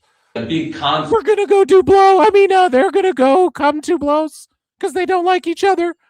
With the Triangle of Madness. Sky Blue has been incredibly impressive. She's on a great winning streak on AEW TV. And it's become a great rivalry with the Brawling Birds and the Triangle of Madness. And tonight, one-on-one, later, as part of this huge 3-hour Dynamite and Collision event. Later in this evening, we'll have, as part of the Collision third hour, we'll have a great match with Sky Blue, red hot Sky Blue, on a winning streak against Jamie Hayter. Red hot, she's so hot. I mean, red hot. What is a big grudge match coming out of Sky Blue and the Triangle of Madness, not only putting Persephone out of action following that incredible tag match with Jamie's partner Alex Windsor and Persephone, who was subbing in because Jamie was out injured.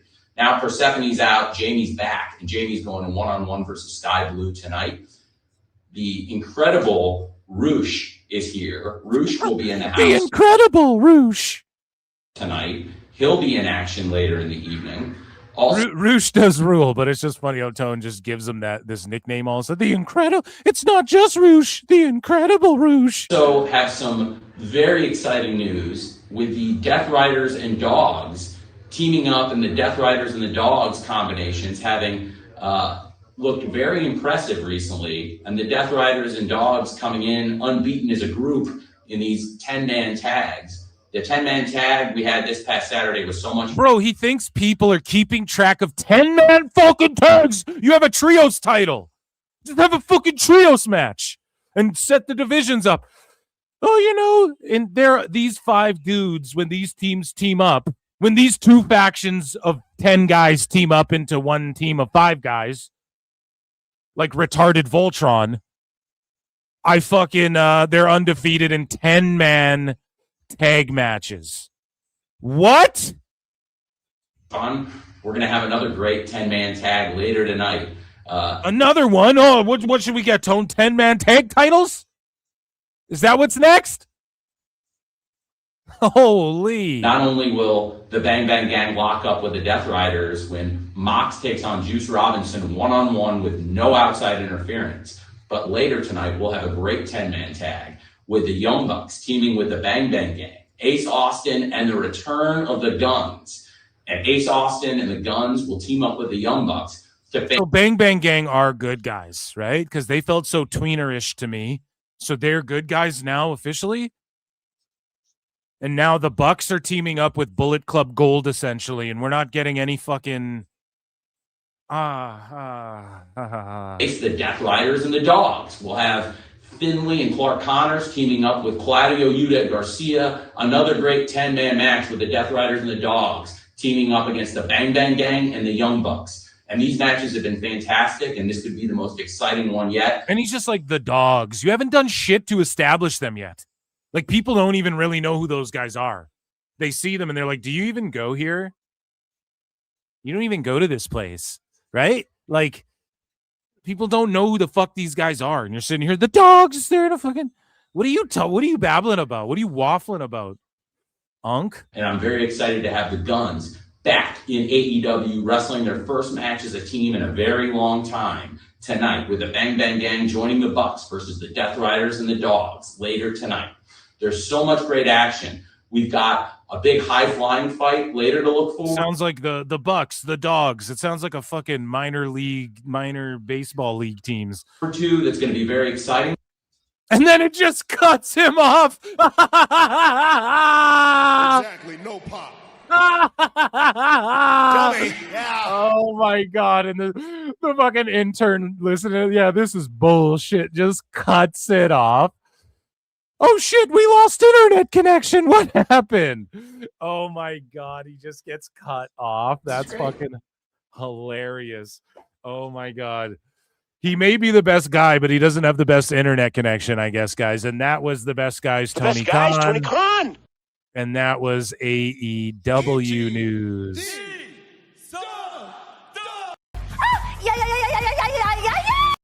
Holy shit, that's funny, man.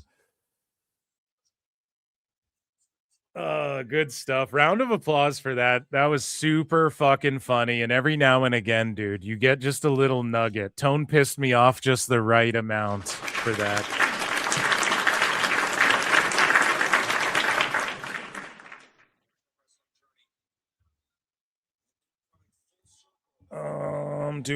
Guys, hit like, subscribe, super chat in, become a member for 99 cents. Or gift a membership, or check out patreon.com/ProWrestleTimes to support the motherfucking channel. We're gonna talk about WWE news. Oh boy, there's quite a bit. Actually, no, we're gonna do this next here. We're gonna talk about the part 2 or 3 or 4, depending, of the Nick LoPiccolo saga next year. Him versus Ringside news. Hot news. Let's check out this poll. So 43% of you guys said yes, Tone was actually playing golf. And then 57% of you guys said no, Tone wasn't playing golf. So there you go.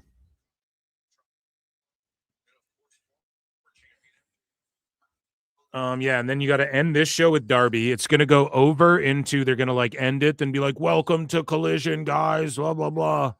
And then Collision will start, and then Collision will just be random fucking matches that don't matter. So we're going to do some news. We're going to hang out. Phil, you missing the main event? I am not, sir. I'm watching it. I've been watching everything tonight on Dynamite. I have it on the screen right next to me here. And yeah, I mean, they're doing some mat wrestling to start shit out because they're going to go a little bit longer. And when they really pick up, they're going to be like in a chop battle. And then they're going to do like fire and fireworks or some shit for collisions on the air, special collision. And then this match will end. And then they'll just go into matches, maybe a vignette or something.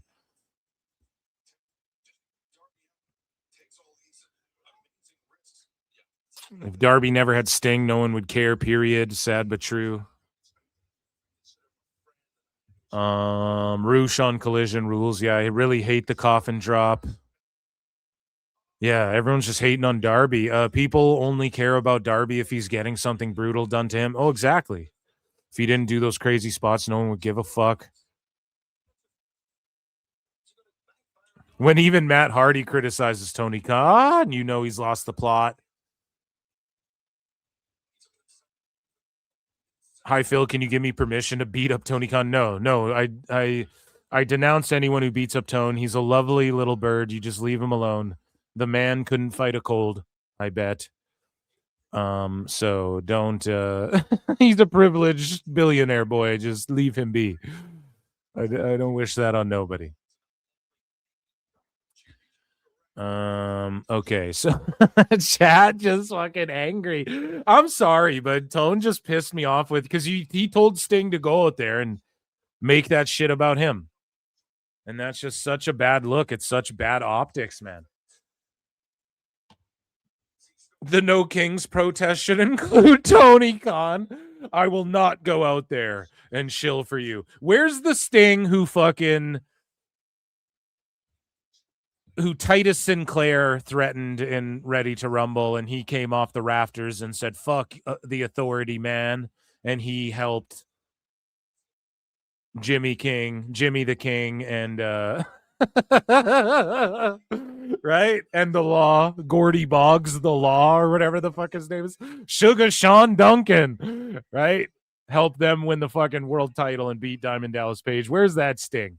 Tell Tone to go fuck himself. The whole thing was gross. Tony trying to glom onto Turner's legacy. Yeah, that was fucking weird. And to be like, from another billionaire. Dude, Ted Turner fucking made his billies and fucking was actually a guy who revolutionized and like made things in television. Tone's done none of that, man. His dad owns a football team. His dad owns a soccer team. His dad bought him this wrestling company. That's all it is. So it's just incredibly unfortunate. And then the Sting sold out. Buddy, Sting's always been sold out. But here's the thing. It's not really selling out because he's always just been like, yeah, pay me a lot. And, if I put the makeup on, that's an extra this amount of money. And I guarantee you, Tone, that's how he charges Tone, too. I guarantee you when he shows up with the makeup on to be like, oh, Ted Turner, that's an extra 10, 20K that night for that shot from Tone. I bet you he does the same shit. So he's always been about that. So shout out Sting. You know what I mean? No hate from me. Yeah, he's sold out, Lucy. Yeah, he's sold out, dude. NWO sold out, brother. Yeah, exactly. Okay. We are going to get into some, like a bit of a sicko segment, I guess. But speaking of sickos, ladies and gentlemen, Chris Jericho.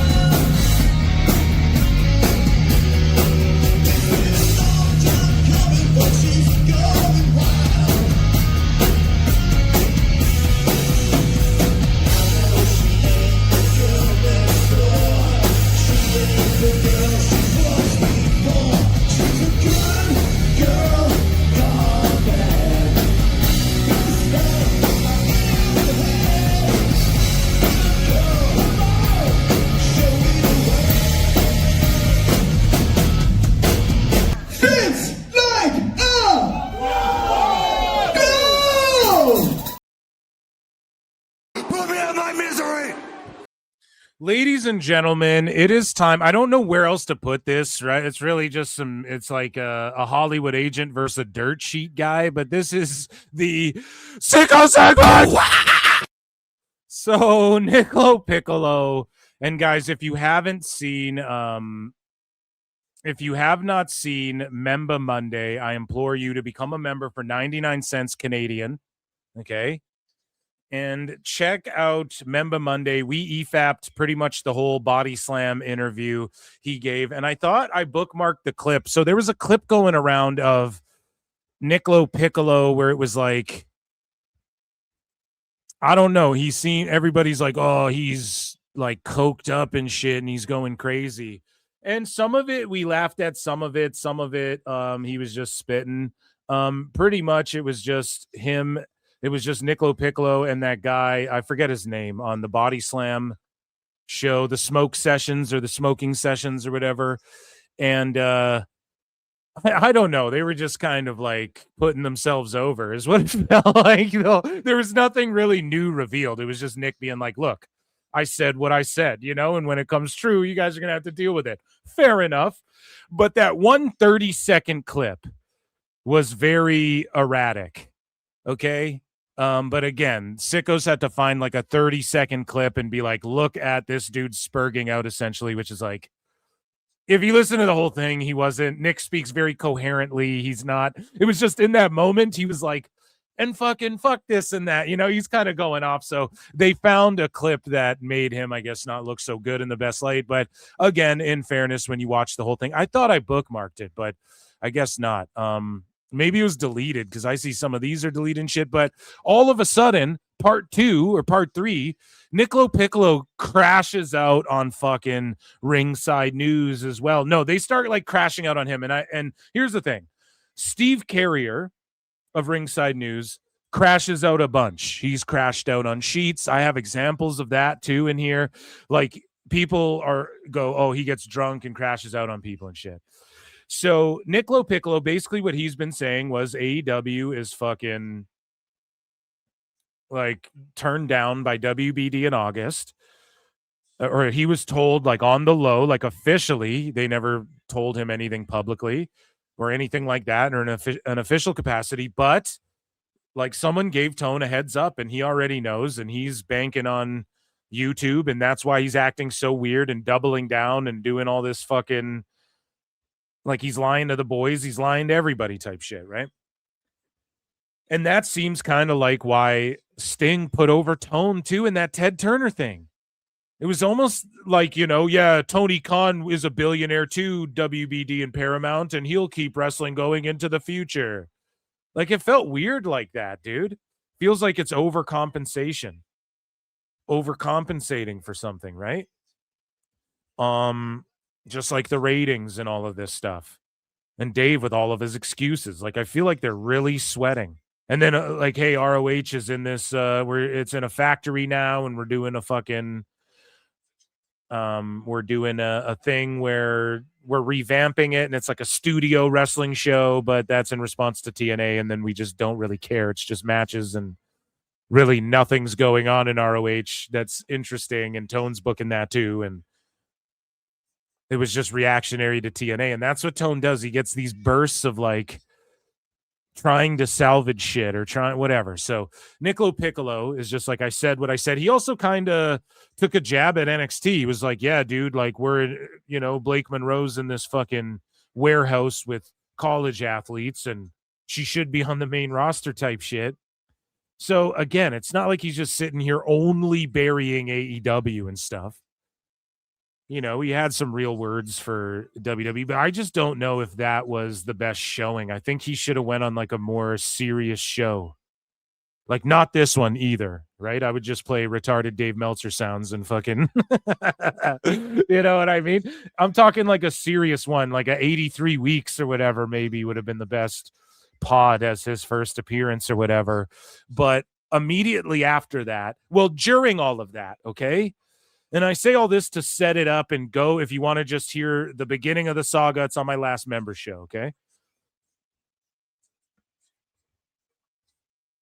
So during all of that, Ringside News is like posting all of these fucking articles from this interview, and like no other dirt sheets are running with any of the shit Nick is saying, right? Other than they ran with well, they didn't run with, but they went and verified with WBD, like Fightful and these fucking dirt sheets. They were like, hey, we fucking verified with our sources at WBD that they never officially in any public way was the wording. Go and look at the wording from the dirt sheets. Okay, I'm not saying it verbatim, but there was some, like, in a professional capacity, we never fucking told Tone anything, is what they told the sheets. It's like, yeah, that's not what Nick's saying. Like, he's just saying, look, they're aware of it, whether that's on paper or not. And again, I believe that. Like, Tone obviously has friends. He's probably got friends at WBD where it's out of their control when they go to Paramount too. Like, they're just like, I work here. What do you want me to do? Right? And they might tell Tone, yeah, dude, this is what's going on. So who fucking knows? Right? We'll see. Like, if this doesn't play out the way Nick said, he's just going to look like an asshole. We move on. It is what it is. If Paramount's like, no, we love AEW, and they scoop it up, everybody's wrong and everyone looks like assholes. Apparently, Tone is ready to go on YouTube. So as this is all unveiling and unwinding, whatever, Ringside News is running with all these stories from like all the highlights of what Nick LoPiccolo said on this interview. We're about to go over them. But then Ringside News got in a fucking beef with Nick LoPiccolo all of a sudden, and Steve Carrier and Ringside News, and they're going back and forth, and he's telling them to fuck themselves and all this stuff. So I don't really know where to start with this. This is like, we'll start with some of the headlines. So Tony Khan accused of purposely benching talent, avoiding conflict, and ghosting executives. So we've heard these things. We know these things. He benches people. He fucking ghosts people. So Nick LoPiccolo said he is allergic to conflict to the point where even if it's constructive criticism, he will ghost. He will ghost in his own executives. If you try to tell him something that could help the show, he just says thank you, and he's very, very nice, and he just disappears for 3 weeks. That's exactly like, you know, he just goes, okay. Like, I'm sure Tone's super nice and is like, oh, like he'll listen to, I've said this a million times, I'm sure he'll listen to criticism. But is he really hearing, or is he really listening to it? You know, hearing and listening are two different things. Is he really taking it in, and does he take it serious? That's why people are like, Vince Russo booked the Darby thing. No. Because that means then he has to admit in his cognitive dissonance, he has to shatter that and go, Vince Russo actually knows something about wrestling more than me. Tone would never admit that. He's one of the message board guys. He's one of the Fire Russo chanters that fucking, you know, that's what Vince Russo is. So, pardon me, Tony Khan is. So no, he's not going to let Vince Russo book a goddamn thing. And so Nick LoPiccolo says he won't ever admit that he's wrong. He won't ever accept responsibility, and he just digs his heels in. That's billionaire shit again. It's just like one of these nepotism kids. Nothing's ever my fault. It's just blame it on some other shit. Which is why he benches people for inordinate amounts of time. For all the paranoia that people try to put on me, his level of paranoia is through the roof. So Tone's real paranoid. I believe it, man. I believe it. And that's where you see all of these like bot accounts that are just reignited, that just come back from the fucking grave whenever like Nick drops a bomb like this. They're just so invested in fucking with this guy. And he also revealed too, which we know, we talked about this on the show, like Dave was told not to respond to this guy too. And oh yeah, and just like I see chat deliberating a little bit on Ringside News. Look, we know, I told you guys, Steve Carrier is known for crashing out, and they are like the fucking TMZ of WWE news, right? Like I've said that a billion times on this show. I don't need to qualify. Whatever they report on, I don't take any fucking dirt sheet 100% seriously, but I also don't just dismiss them reporting on some Nick LoPiccolo shit either, okay? But yes, they are like the wild, salacious, they'll report on like whatever type shit, you know? So we move along here. Another thing that was revealed, or Tony was accused of, was funding bot attacks on AEW stars who joined WWE. So again, he alluded to Blake Monroe being one of these people, and Blake Monroe and Jade Cargill. He represents both of them. He also revealed like a bunch of the wrestlers that he represents that like weren't necessarily public before. So I'm not going to reiterate everything from Memba Monday. Become a fucking member or gift a membership and go and check out Memba Monday or become a Patreon. There's tons of exclusive shit on there, but there's also member shows on YouTube. Also go there and check out it was a 4-hour long show and we EFAP'd the fucking, the interview and I dove deep on a bunch of this stuff, but Tony Khan accused of funding bot attacks on AEW stars who joined WWE. So this has been a conspiracy theory for a long time. Nick is claiming it's true, you know, and in the IWC, a lot of people expected this to come out one day in some form or fashion, but he says what happens is that Tony Khan pays for troll farms and he pays for these bots. He pays for these social media attacks and he pays for negative waves. See, this is crazy too. Like, and he'll probably get into this. Some of us are sitting here like, this is crazy to say, but until Nick LoPiccolo gets like sued, right? And this is just a parody cartoon show. This isn't even real. This is all a part of the simulation. But as far as what Nick's saying, like he's a very real guy. He likes to remind everybody of that. He hasn't been sued.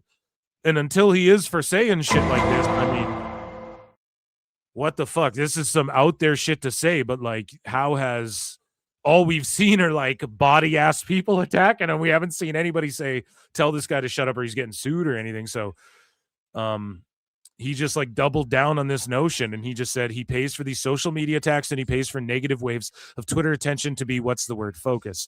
Sometimes it's more obvious than others, but it's ongoing. It's just on Twitter. It's only on Twitter. And he pays these things and it's a wave of negative harassment to anyone that leaves that company. It was a wave of negative harassment around me back in July. And then I figured it out. I called it out. They all know it. For the women, it is really, really hurtful. For the men, too, it causes psychological damage, but it's ongoing. I'm not worried about being sued. If there's discovery, there's no way they would sue me because I'm right.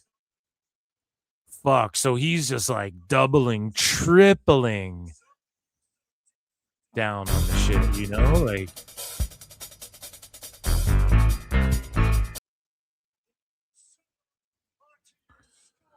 so I don't know, man. You see a lot of people attack Blake Monroe. You see a lot of people attack Jade Cargill. He's represented them both. They both left AEW for WWE, even though Tone offered them both way more money to stay. And he's offended by that. He really didn't understand the Jade Cargill one. Blake Monroe, he thinks he built her into a star. And he did put the title on her, and he built a lot of the women's division around her and her story with Tony Storm. And then this guy comes out shitting on AEW, and Tone's probably like, wait, he represents them both. Fuck this guy. And I'm not saying he's sending goddamn bot farms, but Nick LoPiccolo is. You know? So there you go. We move along here, and Tony Khan is accused of leaking AEW contract talks to Dave Meltzer during talent negotiations. Yeah, obviously, dude. Like, Conan. Now, again, when Nick says it, it's his job to know about people's contracts. It's his job to know about what people are getting paid and who's saying what and the whispered networks and all of that shit. So if he's saying it, it holds more weight than just me yelling about it every fucking Thursday for Dave Meltzer dumb moment of the week, you know? But like Tones called him, fucking Dave admitted he's pushed for things, for matches, and it's like, wait, what does that mean? Brian Alvarez is like, well, Dave, you guys text about these things, so how are we supposed to know? Right? So Dave just loves his little son, the best Tony guys, Khan, Tony you know? Khan. Like, we already know that, and we already know Tone's leaking everything. Tone's running the match cards through Dave before he fucking jumps on the live, right? So, pretty funny that he says this. And let's just take a look at this article as well. Shout out Ringside News, Nick LoPiccolo, and Tony Khan for this segment here. And Body Slam, actually. Famous Davis, that's the guy's name. Shout out Famous Davis. I was kind of go and watch the member show. It's well worth it. It's hilarious. So this is what Nick LoPiccolo says. He says, I mean, look, when this goes back, some of it's confidential, but like I was representing Miro, and Miro, I got him out of AEW, and there was a settlement negotiation on it with AEW and with Tony's lawyers, and so there you go. Blake, Jade, Miro, Tone fucking hates Nick LoPiccolo, dude. And by the way, I talked to a lot of the AEW stars that ended up getting out after or before Miro did, but in those talks, I knew everything. How everything was getting leaked from the time that, he tried to babyface Tony and asking for his release kindly. And then at least 6 hours later on Fightful. I mean, at least either through Fightful, it leaks through Meltzer. So sorry, I know that doesn't really make sense. I'm just reading what's written here. And the whole trap is that, Tony, again, it's more Dave than Sean. Dave gets worked by Tony often and doesn't right. But Brian,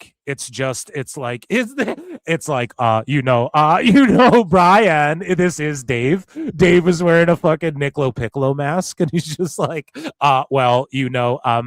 except no.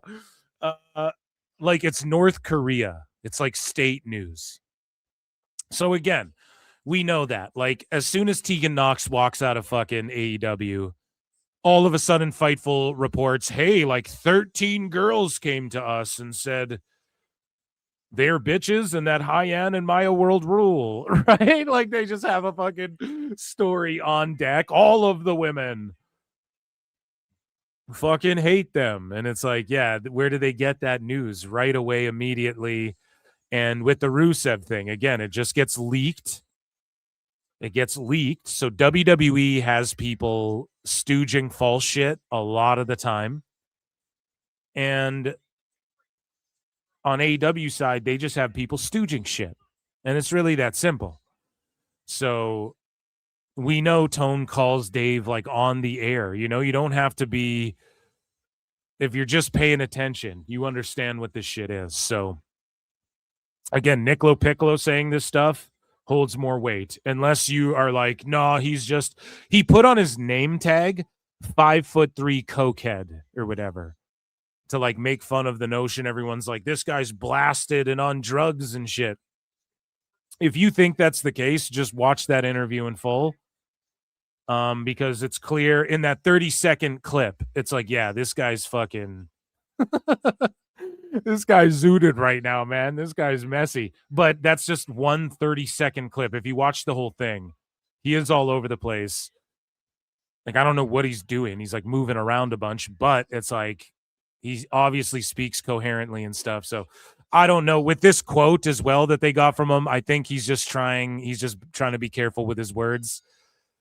So because there's a lot of likes and yas and whatever in here. So he says, so everything that's coming out now, okay, they denied this. WBD denied this, or AEW denied it. Of course they denied it because they were embarrassed. And not only that, too, it's the vernacular. And I don't think Nick touched on this, but you can see when the dirt sheets reported it, I'm pretty sure they were WBD denies that they reached out in any professional capacity. Listen how fucking dead this crowd is for AR Fox versus Mike Bailey.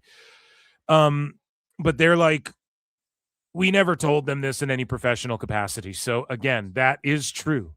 It doesn't mean that Tone doesn't have a hookup at WBD. Right? Nobody's ever said, yeah, Tone doesn't know people in the NFL and shit. Nobody's denying any of that. It's just, what does that matter when the Paramount shit goes down? Who knows? The people Tone knows, and he's I have a great relationship with Zaslav. I could just call him on the phone. And then fucking a week later, Trey Miguel gets fired and WBD takes the blame from the sheets, and fucking we know Tone's talking to them.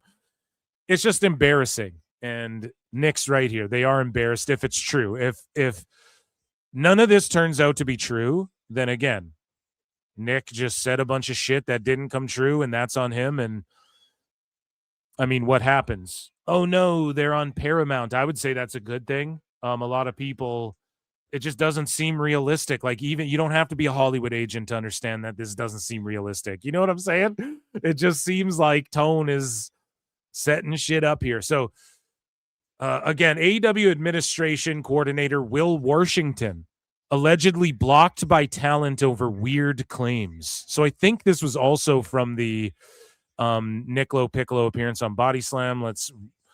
Yes. Nick LoPiccolo claimed that some AEW talent have embraced Washington's presence and in some cases have gone as far as cutting off communication entirely. Oh, they haven't embraced his presence. So again, there's a lot. The rumors always floating around that some people don't get along with Will Washington. Okay, that's been like a long time where the rumor of Will Washington, you either like him or you don't, and that's why that AEW unrestricted pod sucks, because it's just wrestlers going on there knowing that Will Washington has Tony Khan's ear, and they have to sit there and like kiss this guy's ass while Aubrey Edwards makes fucking goofy faces at them, right? And so. This is what Nick LoPiccolo had to say about Will Washington. He said, so by the way, I had heard that a handful of my ex-clients, I won't say which ones, but a handful of them had him blocked on their phones and also on social media when they were employees at AEW. They thought he's weird as fuck. They didn't know what he did except for sit in Tony's office and just be Tony's errand boy when he was hired. And again, I don't want to be like causing myself any defamation or anything like that. But I was told by various different people that Tony said he defended and said no, that Will is a very nice black boy. Oh my God. So hold on, guys. Nick claims he was told by various different people that Tony Khan said that he defended. This is just the way it's worded. Tony Khan said he defended and said no, that Will is a very nice black boy. I'm just trying to make sure I'm reading this right. Okay. This is the sentence. I'm going to read it out. There's a bunch of commas here, and I'm going to let you guys know. So this is the whole sentence. It goes, and again, I don't want to be like causing myself any defamation or anything like that, comma, but I was told by various different people that Tony said, comma, he defended and said no, comma, that Will is a very nice, comma, very nice black boy, period. Like, that's a wild claim, dude. If that's not real, like that, and I'm not saying it is real, but like if that isn't, and so, I mean, woo! I'm not fucking kidding. Very nice black boy. He can tell you the results of Monday Night Raw in 95. He's a nice black boy. I kid you not. Whoa. And then Ringside News writes that claim stands in stark contrast to Washington's publicly described responsibilities, which include participating in creative meetings, helping plan weekly programming like Dynamite and Rampage, and coordinating across multiple departments to maintain continuity. The conversation also touched on Washington's connection to Swerve Strickland, adding to the discussion, isn't he Swerve's cousin? And LoPiccolo continued and said, Will has been perceived as feeding Fightful and feeding the sheets. He worked for Fightful, and he's a dirt sheet guy at heart. Now, when Tone goes on these campaigns and goes, I'm only listening to me, that's him trying to get over with the boys, guys, okay? That's him also trying to get over with the boys by being like, I run shit, like I'm not listening to anybody. You know, he was listening to Will Washington and shit. And if his job's continuity, I mean, fire him. That is the worst. You know, that has been the worst thing in fucking AEW this entire time. So, which is why Tony defends the dirt sheet so much, as basically just giving out what Tony wants. Yeah, because Tony is trying to like control the sheets and the narrative and shit. It's pulling an EC3, bud. It's what it is. So again, some gnarly fucking claims. And it looks like a bunch of shit's deleted here, dude. So Ringside News then posts this. So after like posting every little thing and like defending, like I saw people going off on Nick LoPiccolo, and I saw Steve Carrier and Ringside News and the algorithm, like they were defending shit, like defending them and whatnot. So, so this is all wild stuff. And Ringside News is like, we are going to lose a lot of sleep over this. Guy worked himself into a shoot after we questioned holes in his reporting, and tags Nick LoPiccolo. Nick LoPiccolo blocks Ringside News.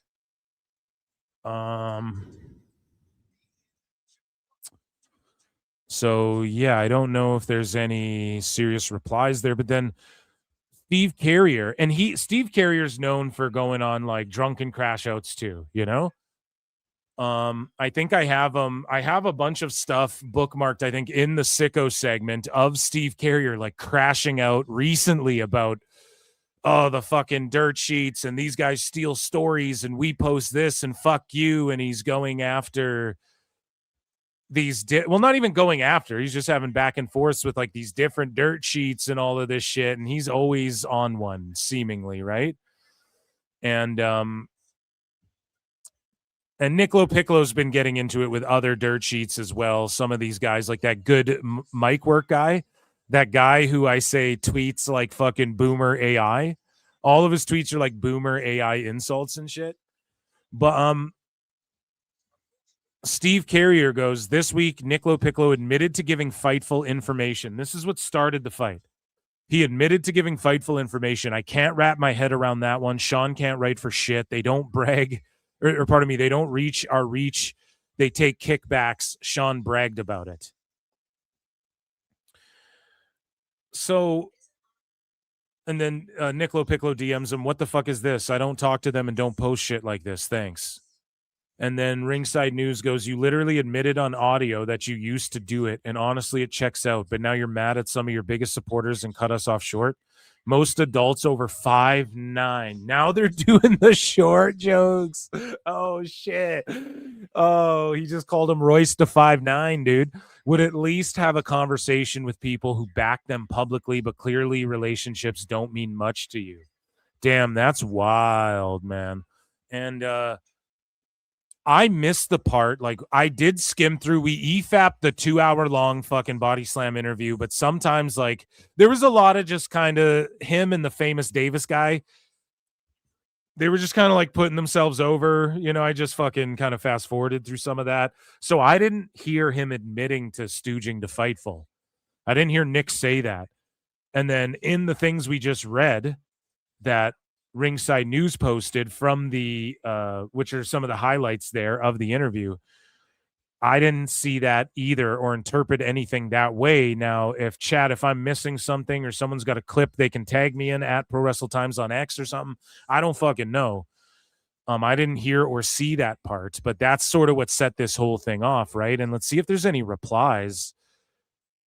Yeah, people are just like, this is unclear to me. I swear there was like some arguments going on, but it seems like there's some deleted shit now and stuff. It's sad. Nick LoPiccolo pulled a Ryback. Same pattern both times. We supported them, got behind them, and gave them the benefit of the doubt. And this is how it plays out. Okay. Context is we reported all the facts supported by their own statements. So reported what facts? So I don't understand. I need a quote of Nick LoPiccolo stooging to Fightful where he said that. I didn't fucking see that part. Shout out Ryback though, catching strays. Okay, here we go. Nick LoPiccolo. Here's a quote. Okay, we found the quote. So Ringside News says, quote, I don't deal with Fightful. I cut that off. I don't talk to them. Oh, so he said I cut that off, like talking to Fightful. But does that mean he's leaking them shit? Let's continue. I don't talk to them. I don't feed them anything. I don't do anything with Fightful anymore. Oh, shit. So that's kind of crazy. That's actually kind of wild. Because I know how that whole ecosystem works. If you remove Fightful from the equation, what happens? It just goes to Dave. That's the shield. That's the protection. That's how it works. Nick LoPiccolo.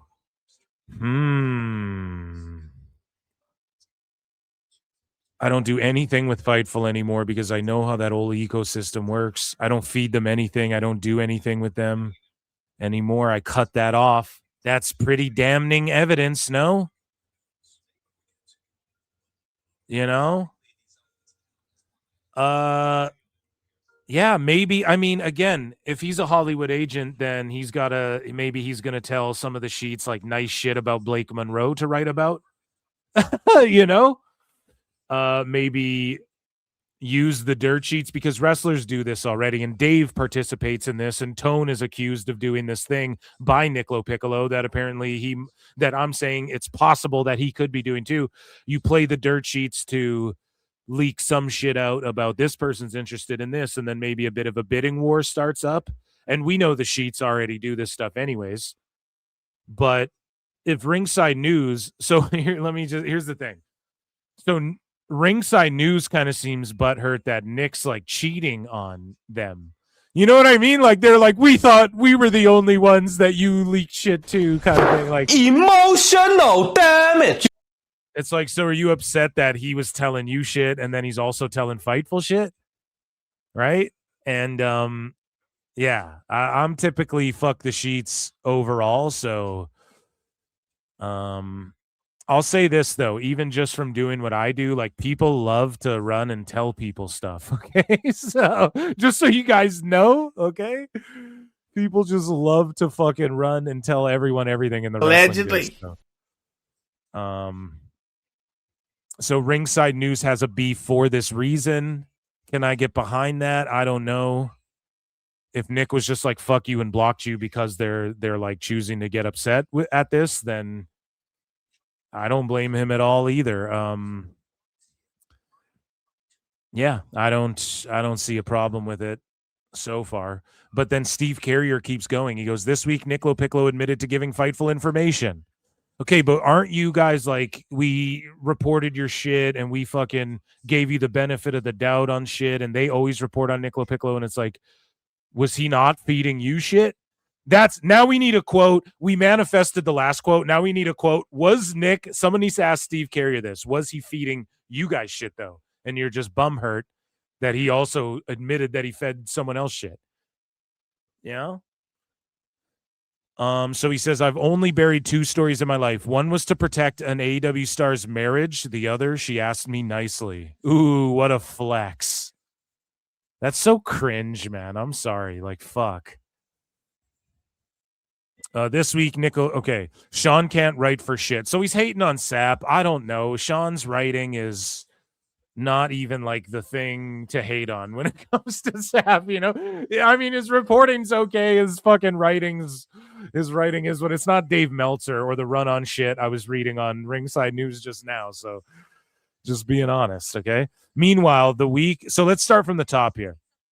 Steve Carrier says, I had a lot of people reaching out privately this week on our coverage. I appreciate that. Oftentimes I wonder what the wrestling landscape would look like if myself and staff didn't cover topics aggressively. 6 likes. For example, the week Hulk Hogan died, Fightful had less than 10 articles covering his death. I wrote 168 articles about the biggest name in wrestling passing away. Holy fuck, man. One, like, I like talking about shit once, maybe twice. Then I'm like, fuck, we got to, you know? Unless it's a bit I know I can make funny. It's like, fuck. But that's the name of the game. Meanwhile, the week AJ Boom debuted for AEW, Fightful had 98 articles in a single week about a jackass no one's ever heard of. Holy fuck, dude. So he's just felting Fightful right now. And all the sheets have been taking big L, rest in peace. They've been taking big L's the last like week or two, I feel like.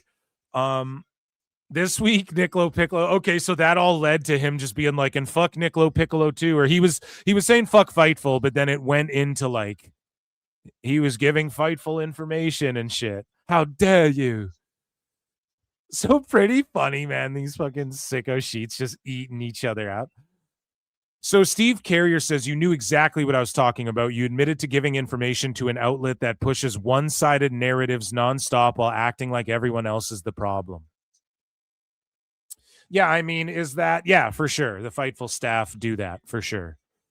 He says, Nick goes, what the fuck are you talking about? So I wonder why I can't see it here. Maybe because, like, he blocked him or something. I don't know. X is fucking around, but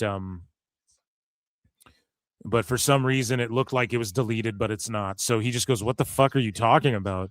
And then he goes, you know exactly what I was talking about. Let's see if there's any replies here under this. So just the fans, just the viewers and the listeners chiming in. And Steve Carrier then goes, here, I got to click on this, I suppose. And he goes, you know exactly. And then Nick goes, dude, I have no idea what the fuck you were talking about.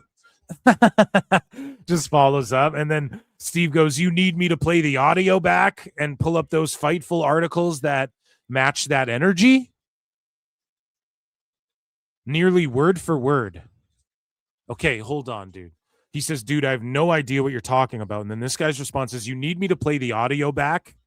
Okay, so of Nick saying he stooges to Fightful. And pull up those Fightful articles that match that energy. What fucking energy? The energy that Nick was stooging you shit, and now you're jealous that he's stooging. You know what I mean? Is that what this is? I think that's what this is. Emotional damage. Like, what are you fucking so mad about? It just seemed like something Nick said in passing. I must have missed that because, like, there was so much other juicier shit. I just don't know. It's like, oh, I talked to a sheet. It's like, okay. He also is agenting these people. Like, that would be his job. It's not like he's a wrestler stooging, trying to get himself over. Nick's whole job as an agent is I have to get my clients as over as possible. Right?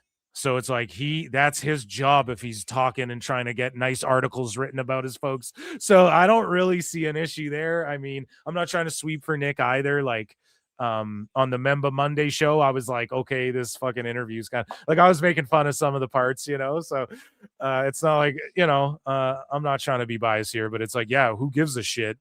And it just seemed like something he said in passing. I don't know if it does seem as though he's saying like, yeah, I talked to Fightful or whatever before, but I cut that off. But it's the wrestling business, baby. Everybody's telling somebody, and everybody knows somebody that knows somebody that knows somebody. Yeah. So Steve Carrier goes, nearly word for word. So word for word, what? I do this for a living and probably the best at it. And this is what every dirt sheet guy says. Dave says he's the best at it. Sean Sapp goes, I don't care what anyone says.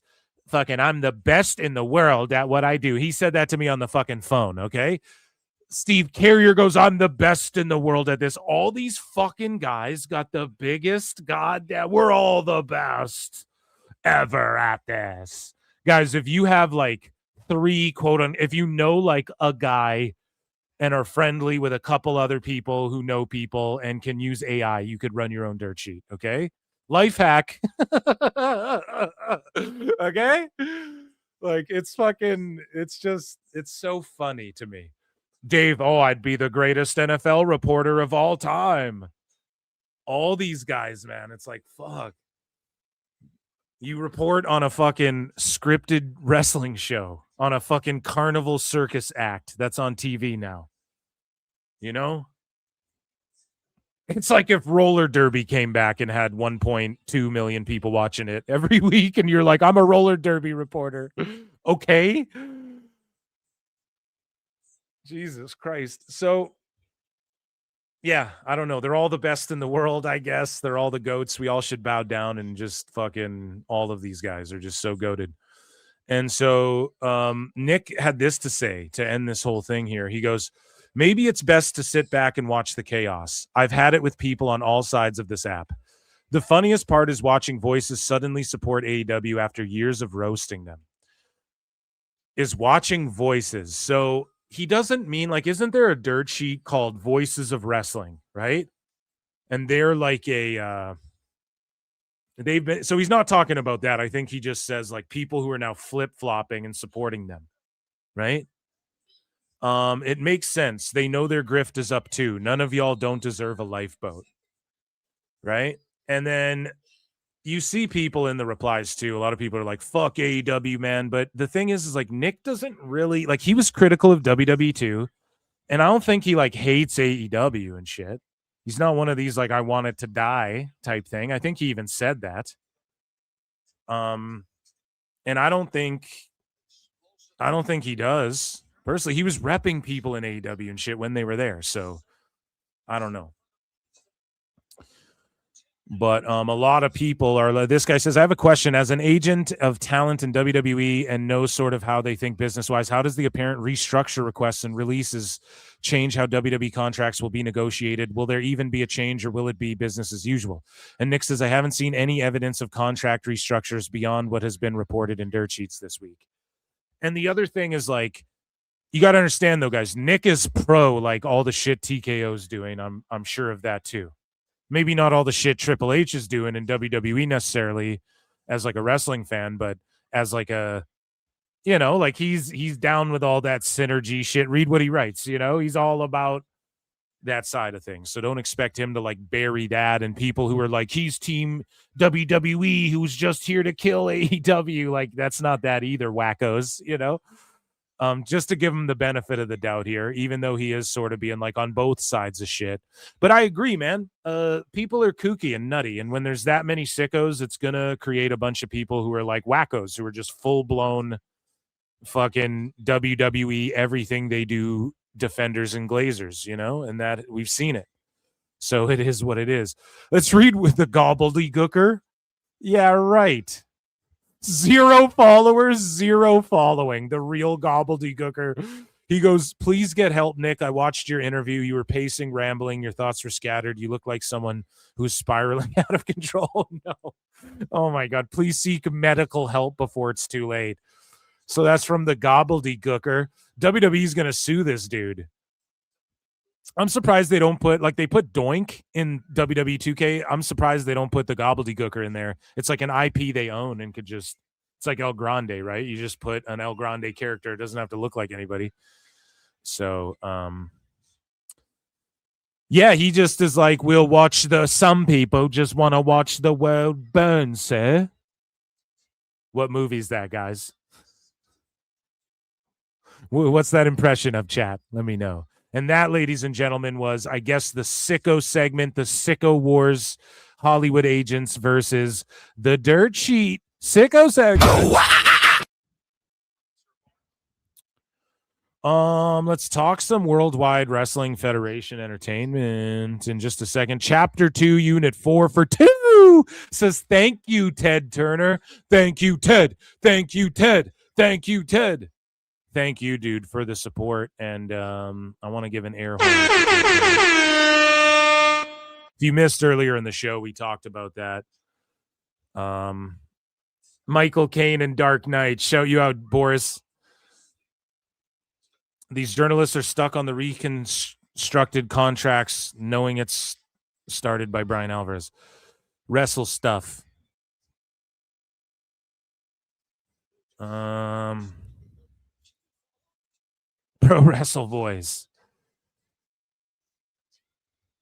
I mean, alligators and roller derby is a match made in heaven.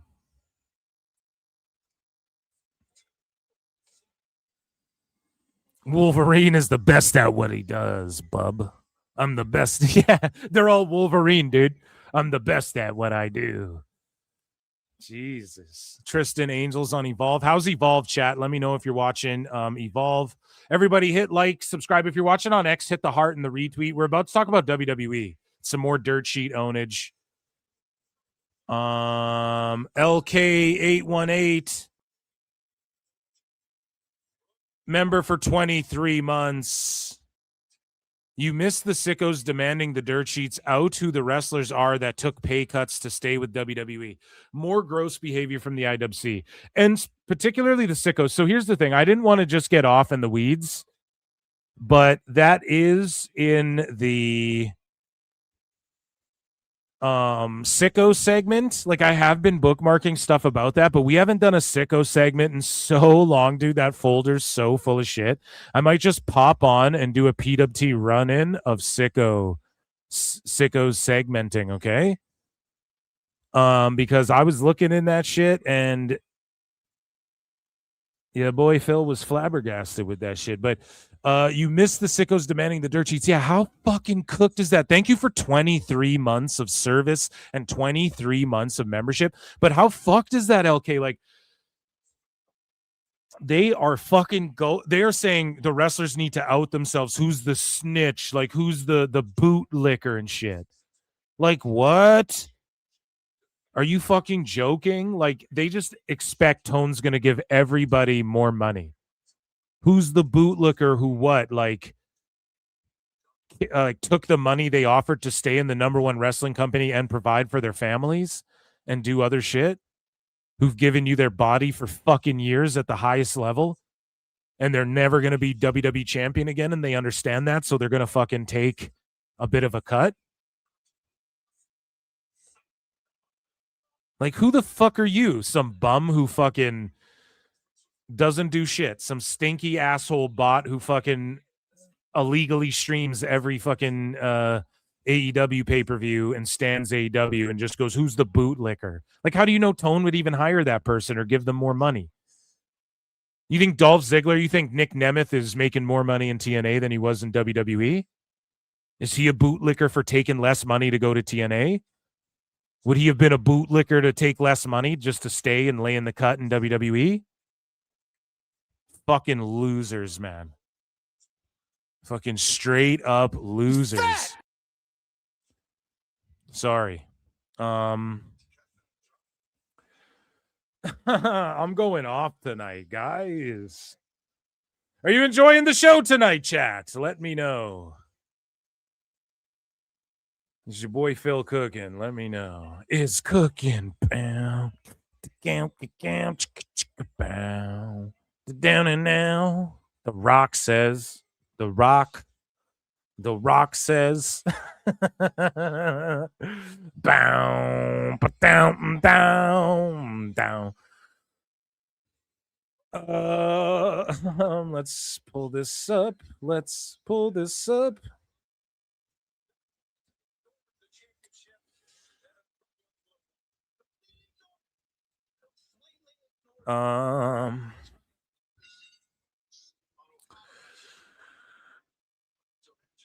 I think the IWC is getting closer than some type of weird danger zone now.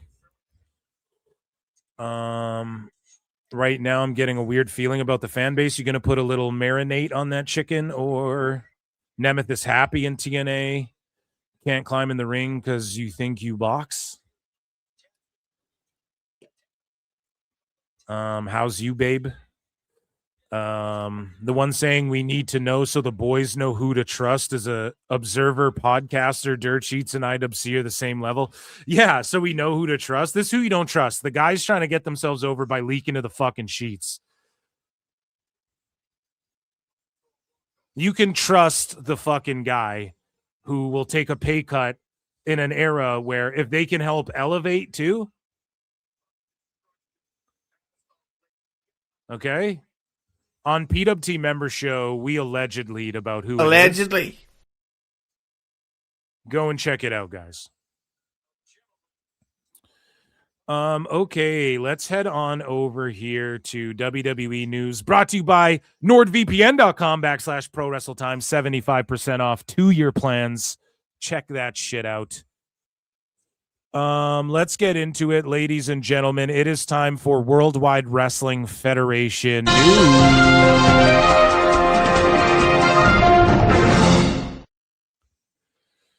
So John Cena is returning to host Backlash, and he promises his history-making news this Saturday. He has some announcement, and it will change the WWE experience for superstars and fans. Now, I was talking this over with a buddy of mine, Husey, and he thinks, well, he hopes actually that it isn't something to do with like WWE Club or Club WWE or whatever. I hope the same. I hope it has to do with bringing house shows back. I hope that I'm hearing rumblings that they might start doing some of the smaller markets again. Now, again, I'm not a fucking dirt sheet. I don't know shit. This is a cartoon, so don't listen to me. But there's rumors and innuendo out there, folks, that they might be fucking looking at some smaller markets again. But is that what's going to change the WWE experience for superstars and fans? Maybe is the move. Hey, we're going to bring back We're going to bring back house shows, but the house shows are going to be like NXT and lower level main roster stars. And then other superstars will be there. You know, like Punk will be there and the Usos will be there at your small town, but they're just doing a signing, or they'll come out and talk like they're not going to wrestle. And are they thinking of a new way to do house shows where it's a fan live experience, FLEs, where you get to interact with the wrestlers and they try and pitch it like this whole new, that's what I think it's going to be personally. Now, this is just me speculating. I have no fucking clue, but I could totally see that being the case. Okay. And possibly after SummerSlam, starting after SummerSlam, they could start doing that.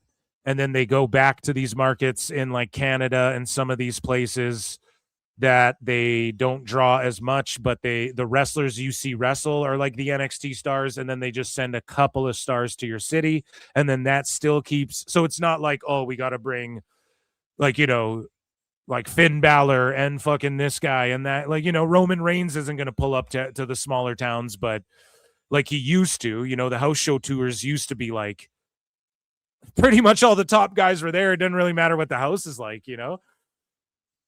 And like, yes, not everybody would be on every card. Some people would get the night off, but now it's like all the top guys, the PLE guys, they get the night off, but maybe Rhodes shows up in whatever small town, and then fucking he just cuts a promo, and then you can pay for the Club WWE experience to meet him after, and he'll do like a signing and a meet and greet, and then it's like a mini taste of what WWE World is, WrestleMania style, for the schlubs and the bums who can't afford the elitist fucking PLE experience type shit. Maybe it's something like that. I really don't know. I think Lex Luger might know. I don't know. Me neither. But I hope it's something like that. And listen, that's lame as fuck if like what I'm saying is the way, but they're not just going to go house shows. Ta-da. TKO is going to like put a spin on it. Oh, it's a fan live experiences in your city type shit. Like they're going to find a way to spin it and make it seem bigger than it is. And if it's not that, what else could, like Club WWE announces that if you join it, you get like what could they announce that will fucking change the WWE experience for the superstars and the fans? What I'm saying would change it for the superstars and the fans. Unless it's like, if you pay $100,000, you get to have a match on our next PLE. Could you guys fucking imagine? For dirt bags and lily pickers. If it was some goofy shit like that? That would be fucking Cookie Monstered, right? And we have Lincoln Hawk here for 5 saying, I think they're going to tie in house shows to Club WWE. Extra incentive to participate in both. And that's what I'm saying. Like they'll say, listen, house shows are coming back, but the people on the shows will be like the top guy you'll see now is like Finn Balor now, or like a Shinsuke, or maybe not even a Shinsuke, but like maybe Punk will be in your town. He'll do a signing for the Club WWE people only. So join up. And he'll come out and cut a promo. But the rest of the card is going to just be like all NXT people. And we're going to get them over on the house shows so that when they show up on the main roster, they're just super over and everybody knows who they are. And then when we release a bunch of expensive people, we have these cheaper guys that get called up and people already know who they are. Because that's the whole point of house shows too. Not only do you make that more personable connection, like Randy Orton met his fucking wife at a house show. You know what I'm saying? Like you make a way more personable connection and you create fans for life, and it's just fun experiences for people who can't go to Raw and SmackDown and shit. I don't know why they ever stopped doing them as much as they did. And they never really stopped. Like but they just focus on these bigger house shows. And then who's on the house shows? Dom, CM Punk, Rhodes, fucking everybody. You get a cage match at MSG house show and fucking everybody's on it. Rhea Ripley, EO. Now you can do like, okay, you'll get Jordan Grace. You'll get like whoever's on main event on the main roster and then NXT guys. And then you get a fucking, hey, the Usos and Mommy are in your town and you can meet them if you're Club WWE. It'll be some shit like that, buddy. You're right on the spot. You're right on the money. You're right. X marks the spot with that take right there. So I don't know if that's an L or not. It is what it is. I mean, house shows should get ramped back up. I believe that. But at the same time,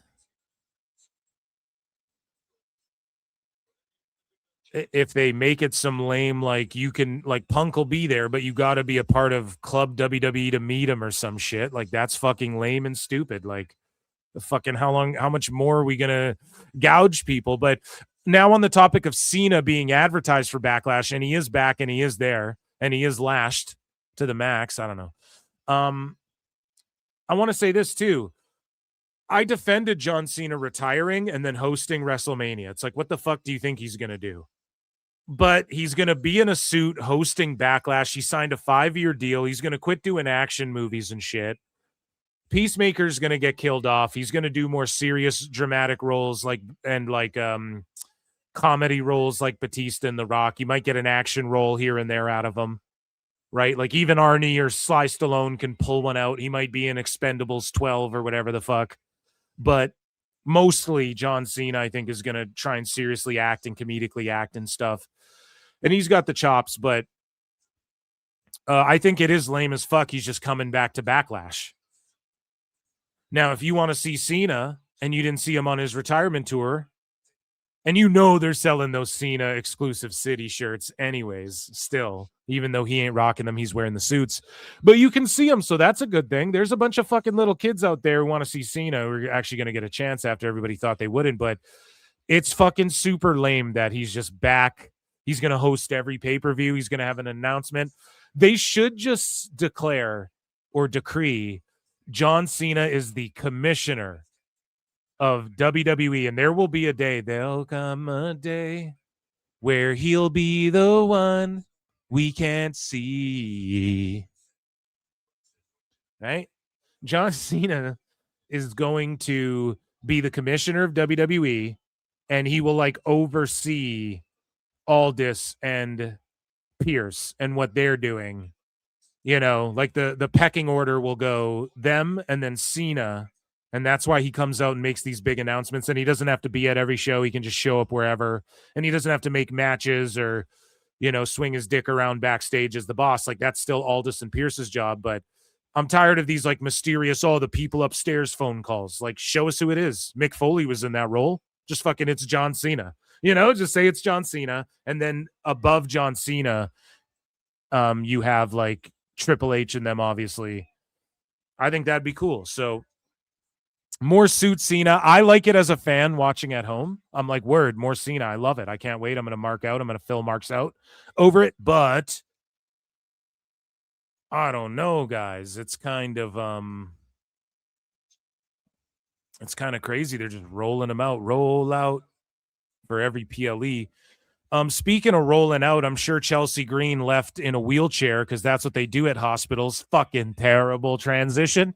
But Chelsea Green shared that she had a heart procedure done after doctors caught her SVT. Best wishes and speedy recovery, Chelsea. SVT, it sounds like a Law and Order spinoff, right? SVT, Law and Order. SVT. Making light of a serious situation. I love Chelsea Green, one of my fucking all-time favorite women's wrestlers, I think, personally. And prayers and best energies for her and her recovery. And thank God the doctors found that shit.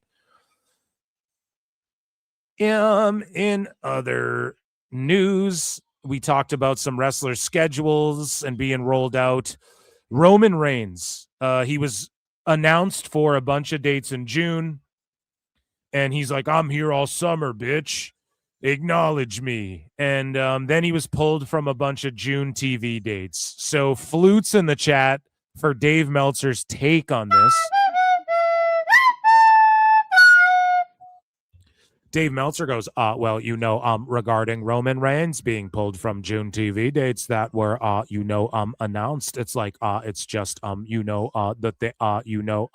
reason we were told is that he's not going to be on the Saudi Arabia pay-per-view. And thus there is no reason to do the TVs building that show.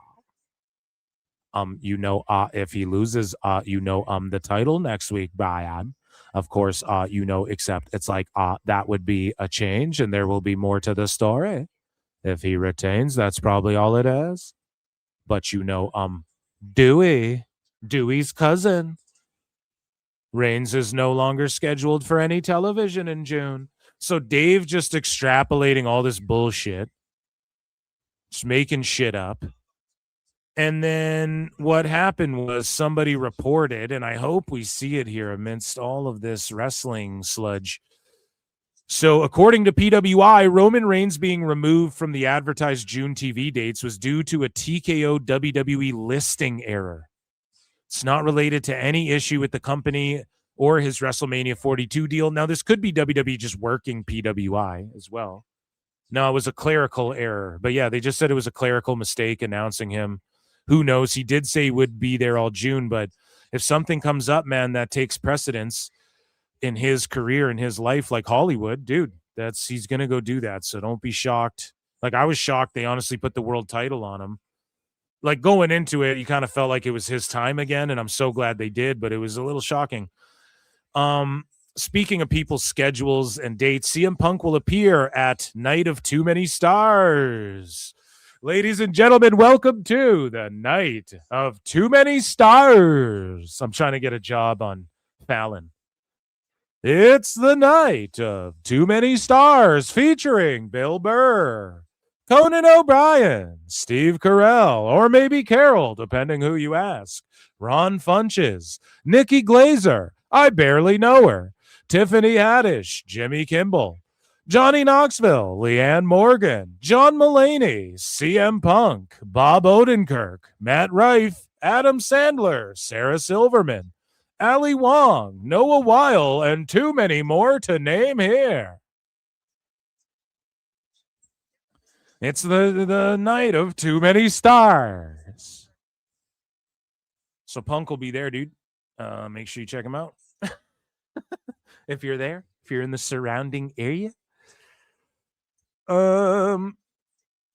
Speaking of Punk and his business, Netflix executives are reportedly actively pushing to make movies featuring WWE stars Liv Morgan and CM Punk. And that's courtesy of Nick LoPiccolo on bodyslam.net. Hey, I'm not surprised, motherfuckers. Shout out Punk, man. He's crushing it. I still haven't watched Night Patrol. I still just haven't done it. I don't know why.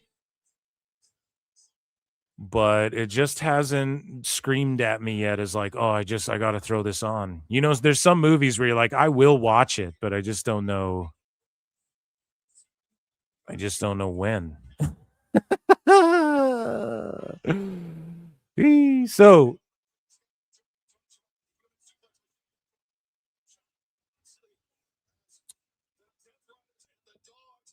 in other news, in some serious news, okay? Breaking. Conviction sentence for Cuatrero. Rogelio Reyes was found guilty of domestic violence and attempted #feminicidio. Feminicidio. What the fuck? Against his girlfriend, Steph Vaquer. The sentence will be announced next Tuesday. And then Lucha Blog says Cuatrero has been ruled guilty of DV and femicide against Stephanie Vaquer. They're expected to announce a sentence next Tuesday. So just reiterating what was said. God damn. That's wild. That is no good. Again, I don't know who that guy is at all other than from this Stephanie story that's sort of ongoing, right?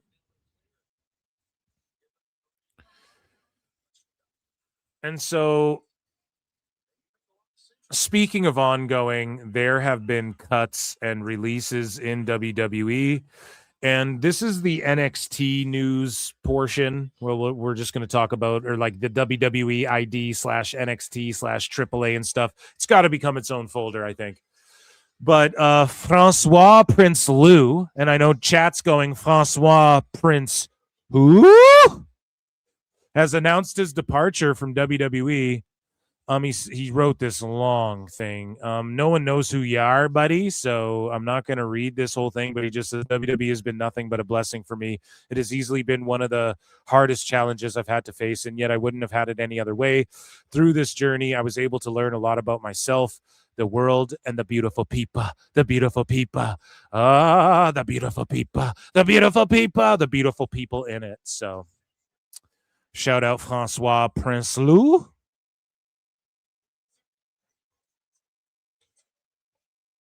And so, speaking of NXT and some of the underling stuff, they're the underlings. No, NXT superstar Nico Vance is the new ROW Reality of Wrestling champion. He's got a great look. I can dig it. Dig what Booker T's doing.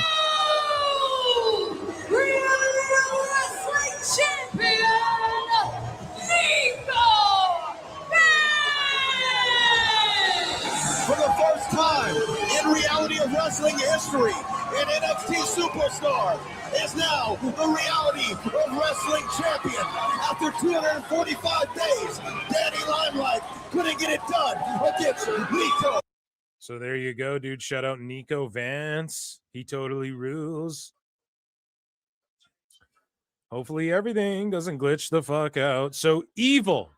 Okay, all of these stories start popping up, and the dirt sheets have been botching a bunch. They've been getting felted by Nick LoPiccolo a bunch. They've been getting called out. They've been exposed for fucking stoogery. Check out my video on Sean Ross Sapp and Anna Jay and Zelina Vega and all of that. If you guys haven't, please and thank you. It's not a clip from the show. It's like a video I did and making like little video essays now and shit. But Evil is currently listed internally under his real name, Takaki Watanabe. Takaki, what is that like? Is that your name or is that what you do? Goosh, goosh, goosh, goosh, goosh. But that I'm so sorry. Please don't kill me if I ever see you, Evil. But that isn't expected to stick. The trademark WWE filed on April 28th for Nox Rygen is indeed his new name, and that's according to Fightful Select. Right, and here's the thing: they're being stooged bullshit. Liar! Or they're lying. It's one of the other fucking... It's one of the two. Okay? So, we move along here. And I'll tell you guys why. Because Sean Sapp's about to say, well, it was a flip-flop. Well, if that's the fucking case... It's not the case, because Nox Rygen got trademarked and everybody said it's either Takahashi or Evil's name. And then when they just didn't say it during his debut, it was like, oh, I guess that's not his name. And some people even said Mason Rook is going to be Evil. And that wasn't true either. So what the fuck, you know? But talking more about this, right? Evil, he makes his debut next week. And from here on, I will be known as Naraku. Naraku, dude. Can you smell what Naraku's cooking, dude? Let's fucking go. So I'm down with this name. He cut his little promo, and it was some good shit. Here's him talking here. These people coming in, man. These youngsters coming in, man, in his thing too, in his promo. And he's saying, yo, it's the land of opportunity now. I'm going to take full advantage, like full blown. I love that NXT's giving the vibes of like, yeah, this is a rebuild where it's like a new era and shit. I love it, man. I fucking love it. This is my moment to strike. Fucking love it. But yeah, he's known as Naraku. So I like it. I like the name. Evil ruled. Naraku's easy. You can just remember the shit. And I don't know what the fuck it means. I don't know if somebody can translate that. But yeah. I'm glad he's there, and he is not Nox Rygen or whatever the fuck people were saying, or Mace Rook or whatever the fuck. That's Will Cruz. So Micah Lockwood, showed up, and she was, I forget her name, something Humphreys or Humpties or some shit on LFG, but her name is Maya Lockwood, and she's with the Vanity Project now because Blakey just got called up, thank God. And this works too. Because Maya Lockwood is like their China in a way. And they're these pretty boys. And she is like a big, giant, muscly fucking woman. Okay, well, I'll just leave it at that. He shows up. Look at this. Now, let's play this, guys. I don't want to get felted by TKO for playing this clip, but it's like she body slams Jasper Troy. Like, is this the right move? This is like him and Keanu Carver, like your two new big beasts. Is this the right move to body slam him with a chick, like regardless of her saying? I mean, it's pretty crazy. I'm so glad to see her on TV though. Like, she's got such a look and a presence that, you know, them big ladies are they're over with me. You know, I like the Lash Legends, the Rhea Ripleys, the Nias. You got like a heavyweights women's division, you know, the Oscars. That one was for chat. Okay. We'll rule you. But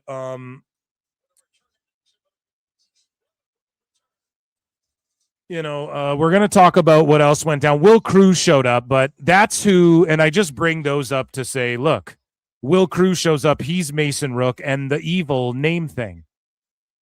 Right? Everybody starts flip-flopping around on it. So here's Tryon Brian Alvarez, who had this to say about the name, right? Brian. He goes, the trademark Nox Raijin name will still be used for someone besides Naraku. No shit. This was weird because I and several others were told he was going to be Nox Raijin.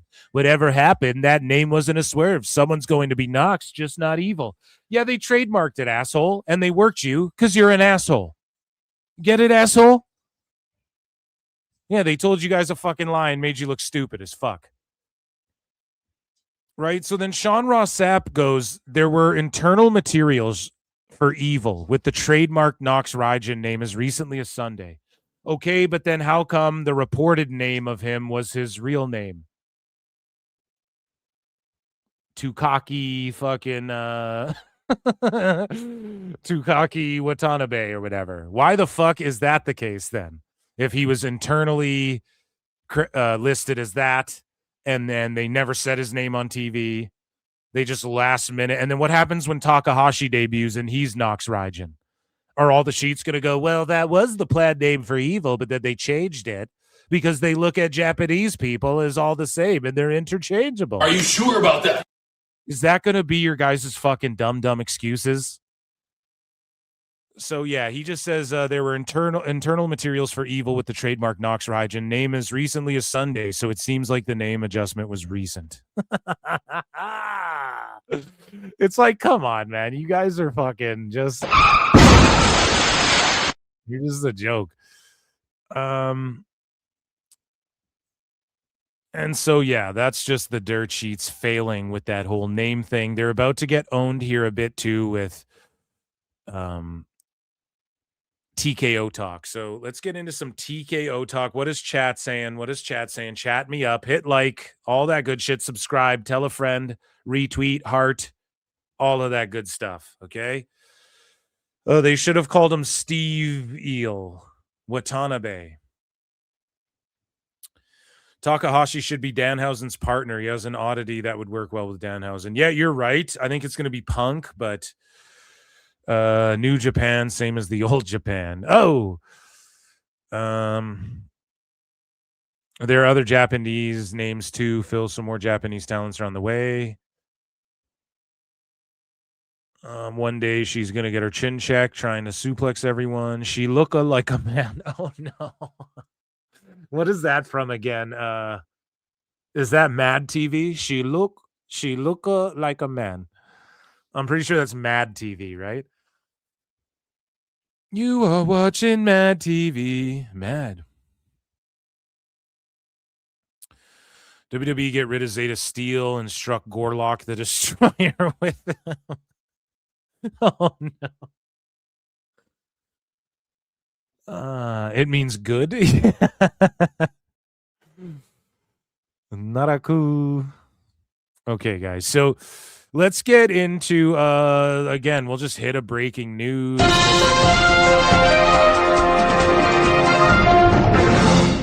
out everybody for being here tonight. So TKO is asking, this is courtesy of Body Slam.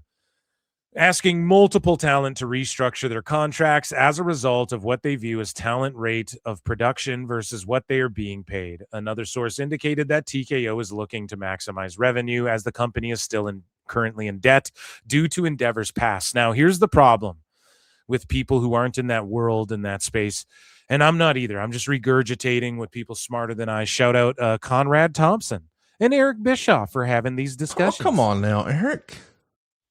But and guys like Nick LoPiccolo and shit out there who like put people on game with this shit.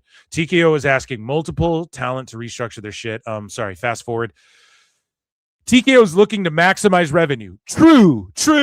So they want wrestlers who are influencers and are cheaper. Like, think about it. I've said this a billion times. The New Day are off TV, right? Both of them. Ethan Page probably gets paid a third of what one of the New Days were getting. And the ratings change fucking zero by having Ethan Page and Rusev team up instead of the New Day on Last Raw. Do you know what I'm saying? So yes, they're going to do that, and they want to have guys on cheaper deals. It's the same thing the UFC did. If you want more in-depth context, we even took a look at a brilliant documentary by Napoleon Blown Apart. I'm lobbying to get him on the fucking podcast. You guys need to go hit his comments and tell him to check this out and to come on the show. But he talks about in his latest documentary, You Don't Hate Zuffa Boxing Enough, about like TKO and how just a bunch of the complaints are the same from UFC to WWE. And it's absolutely true, right? There is some negatives. It's not all doom and gloom like everybody pretends, but there are some negatives. Like as a fan, you're like, what the fuck with some of this stuff? And it's deeper than just the ads on the canvas. Like, I don't give a fuck about that. And I break that down more in depth on Monday's member show. But when it comes to this, it needs to be noted, like, TKO's not really, really in debt, dude. When they're paying people like 56 and 67 million dollars for like the executives and shit for 1 year. I mean, they're all, and like a bunch of guys are getting these payouts and they're paying the talent. Like, what they are is, and I don't know how to explain this that well, but they're like on paper in debt. And then they get tax cuts and shit like that. Because, hey, technically we're in debt. So that's like billionaire shit, you know, that normies like us, simpletons like us, we don't understand that side of the game. So, or we weren't born into a fucking trust fund family with where you go and work and that side of the game or whatever. So, yeah, like they're looking to maximize revenue as the company currently still has debt. They're not trying to pay the debt off. They're just fucking looking to maximize revenue, and they do that by being in debt. That's like a part of it. Just to clarify for people who aren't up on game like that. And that might be an excuse they're throwing out there, but that's the excuse they throw out there. So they only pay taxes on, 60% of their earnings instead of fucking the 100%, whereas you and I pay 100% of taxes on our earnings. You know what I'm saying? And fucking, it's greasy. It is greasy. So one of the day of mass releases, WWE approached, on the day of, I'm dyslexic, the mass releases, WWE approached numerous talents and asked them to take pay cuts to remain with the company. Several of them were given just 2 days to make that decision. The New Day quickly decided they would rather leave. Despite the pay cut offer, the duo will still walk away from millions of dollars over the next 4 years. Yeah, I mean, they would have got offered like half, so they're still in the millions if that's the case. And they probably did walk away. And we talked about this a little bit earlier, but just to touch on this, like the sickos, or it's the wackos, I guess, probably the sickos, who knows? The sickos are the wackos. Finkel is Einhorn. Einhorn is Finkel. Finkel and Einhorn. So the sickos and the wackos, whoever it may be, they like want, because somebody allegedly, and we're about to read the headline here, somebody did take a pay cut. Okay? Now, would it shock you if a guy like The Miz took a pay cut? They're using him a bunch, like more than, he's never going to be WWE champion again. He's hosting American Gladiators. He's just helping getting other people over. Who cares if he took a fucking pay cut? Nick Nemeth, Dolph Ziggler took a pay cut to go to TNA. Is he a sellout? Is he a bootlicker? You have fans out there going, like clowning them and going, expose the bootlicker. They should expose themselves. And it's like, fuck you. You expose yourselves, you assholes.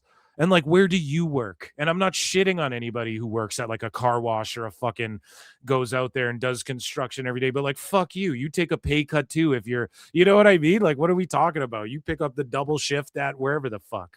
We're all we're all trying to live. We're all trying to make $1, dude. Shut the fuck up. You know what I mean? Like, it's just the dumbest thing to clown anyone for. It's like when people see a celebrity driving an Uber. We've talked about this on PWT before. It's like you see a celebrity driving an Uber, working at a Walmart, and they get clowned. People try to clown them. It's like, fuck you, dude. Fucking got a wife and kids, man. You have a fucking job. There's no shame in doing what you got to fucking do, man. There's no shame in having a fucking regular job or taking a pay cut to do your dream job because it's your fucking dream, especially after you already made millions. I mean, what fucking millions do you need? That's the problem. So this fucking they'll sit there and go, oh, TKO, the gross corporation, needs to make all this fucking money. They're going to go to AEW and get more money than they would have gotten. They're going to work Tony McCann out of so much fucking money. Dude, it would smash your bank account to oblivion. Right? So quit fucking, I don't know, man. Quit pocket watching these guys. So a pretty majorly pushed talent was reportedly asked to take a 50% pay cut last week and allegedly did. Do you guys see that? Allegedly.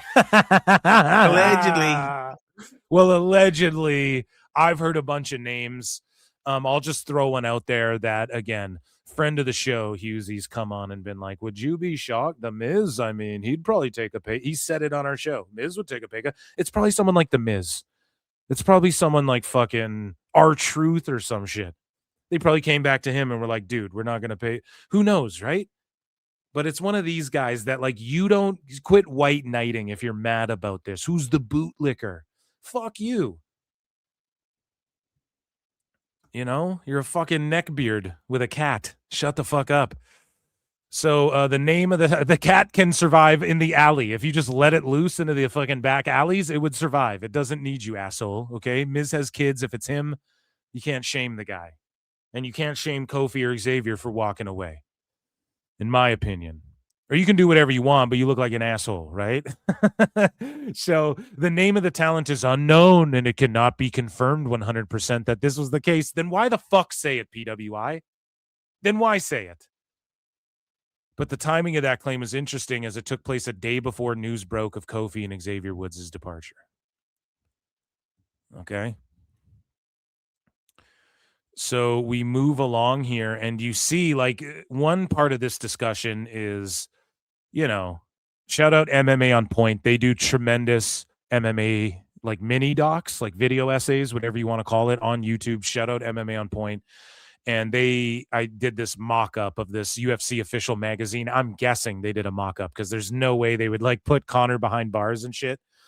But it was reported what, like, TKO execs and what everybody's making and shit after 2025 and Q1 of 2026 and whatnot. And a lot of people are like, it's fucking shameful that these guys are walking away with all this money every fucking year, and yet they're letting wrestlers go and asking them to take pay cuts and what they're paying some of these fighters. And I got to be honest, I 100% agree. Like, it is fucked up, man. This is part of the business, but I'm not here to defend that because it affects me fucking none, buddy. I ain't Scrooge McDuckbucks here. Fucking, you know, it's pretty cooked how everything's just becoming like corporate fucking he slop, had Cuervo with him the whole time too. And like, these guys are walking away with stacks of cash, and I'm not saying they should only make, like, they're elevating companies to bring in billions and shit. So yes, this guy deserves a healthy pay. But it's like, man, you're letting Kairi Sane go, which we'll talk about in a minute, because, again, your boy Phil, I think, was spot on about something. But, you know, you're letting Kairi go in the middle of a storyline. Maybe that's not the best example if she does come back. We'll talk about that in a second. But you're letting people go, let my people go, like Aleister Black and shit. When he's like eyeing up Rhodes in the background and might, you know, spin kick one of these motherfuckers, it seems like, and then they just kind of dead that. And then Gunther's out there attacking Rhodes, and you're like, shit, was that supposed to be Aleister Black? Probably.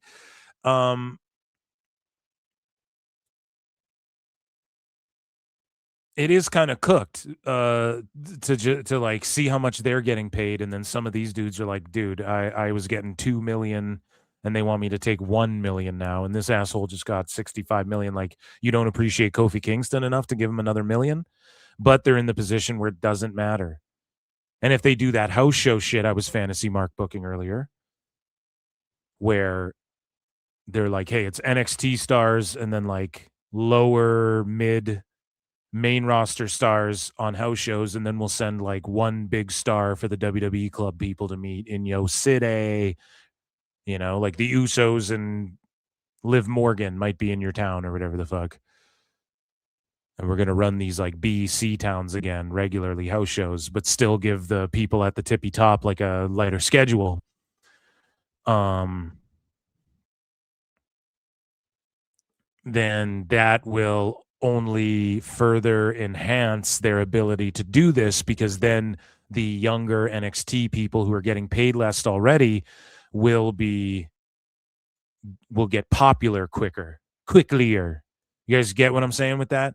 So, and it's funny too, because you see CM Punk, like, they're spending all the cash. They gave him the Chicago Bulls entrance. They give him the fucking, they're hiring his friends, you know, Danhausen and shit.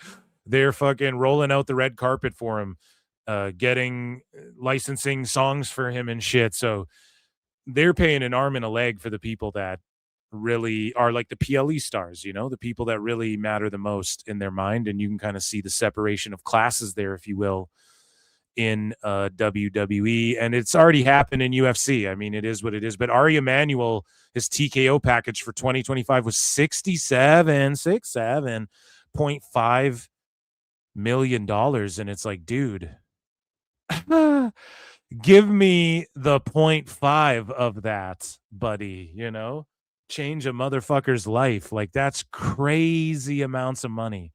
And what did he make last year? What's he going to make this year now? So and here's the thing, all of the UFC athlete compensation is 225 to 275 million for purses, PI cost, anti-doping so this isn't just what they paid fighters. It's for the purses, the performance and center cost, anti-doping program cost, sponsorship pay that they give you, and fighter bonuses, etc. About 225 to 275 million. This guy made 67.5 million. They can't pay Sugar Sean O'Malley 2 million to fight and shit, but they can give Conor Benn 15 million for a fight nobody watched at the Meta Apex. And yes, they call the Apex Center now, the UFC does the Meta Apex. It is fucking so lame and ridiculous. So we move along here and we get kind of lost in the weeds with the business they're doing. So again, let's talk about this. Kairi Sane. There's a belief that within WWE that there's a better than 50% chance Kairi Sane will appear at this weekend's Backlash event. And that's the Observer saying it. I don't normally believe them, but I will say this. Let me just read this. Fuck it. I will read something that was sent to me.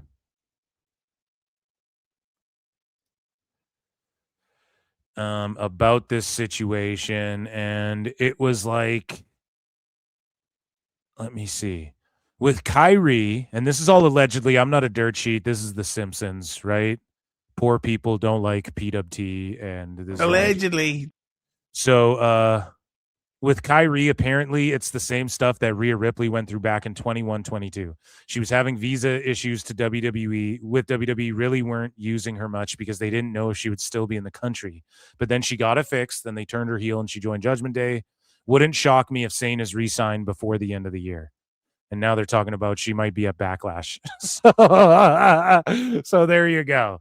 This is what I'm talking about. Like, where's the dirt sheets with any of this shit? And that was sent to me, by the way, way before she might be at Backlash. That was sent to me like a day after she was fucking gone.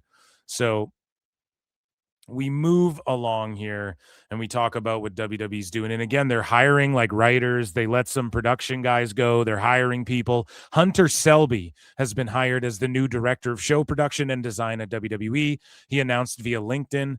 Selby was nominated for 3 Emmys for outstanding lighting design, lighting direction on American Idol and SNL 50, the homecoming concert. So they're trying to win Emmys and shit like that. That's what that's TKO's initiative. It's been that way for a while.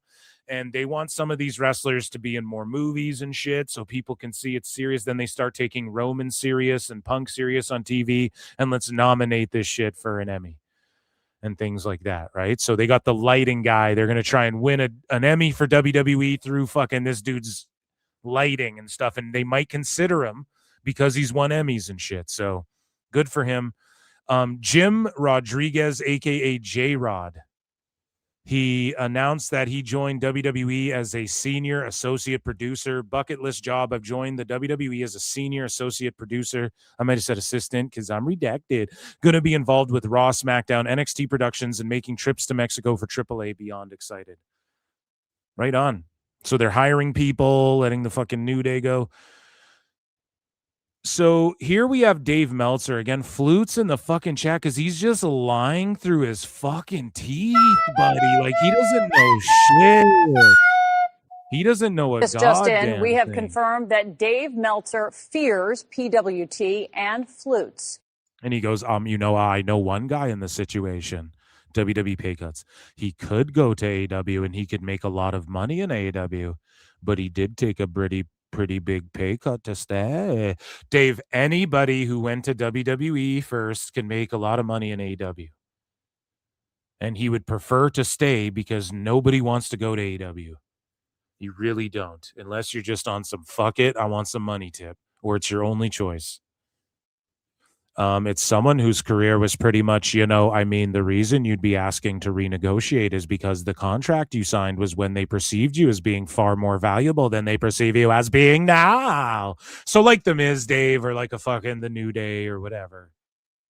That's why they would renegotiate a contract. In this case of the person, it's someone who'd fit into that category. And the reason was not that he's not good or not great or a top guy, but they creatively didn't take advantage of what they had.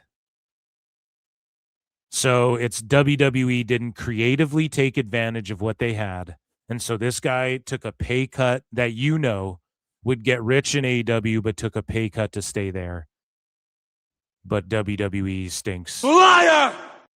You know what I mean? Like, okay. Tell us what you know, you goddamn liar! And then he goes, you didn't take the risk or whatever it is of going elsewhere. It's still a lot of money. So then shut the fuck up. This is just a fake made up story. Like name who it is or just shut the fuck up with these fake lie stories, Dave. Jeepers. So TKO reports first quarter. And here's the other thing too. I don't even think I bookmarked it because it was so stupid. But literally a report comes out fucking Aleister Black in talks to sign with AEW. And then Fightful comes out. Aleister Black is not in talks to sign with AEW. And it's just like, man, you guys are a bunch of fucking clowns. It's just a clown car of fucking goofballs and goobers. Can't get a story straight. Right? So TKO reports first quarter 2026 results. Total revenue 1.6 billion. UFC 401.2 million. WWE 475.7 million. On location 655.4 million in the first quarter, dude.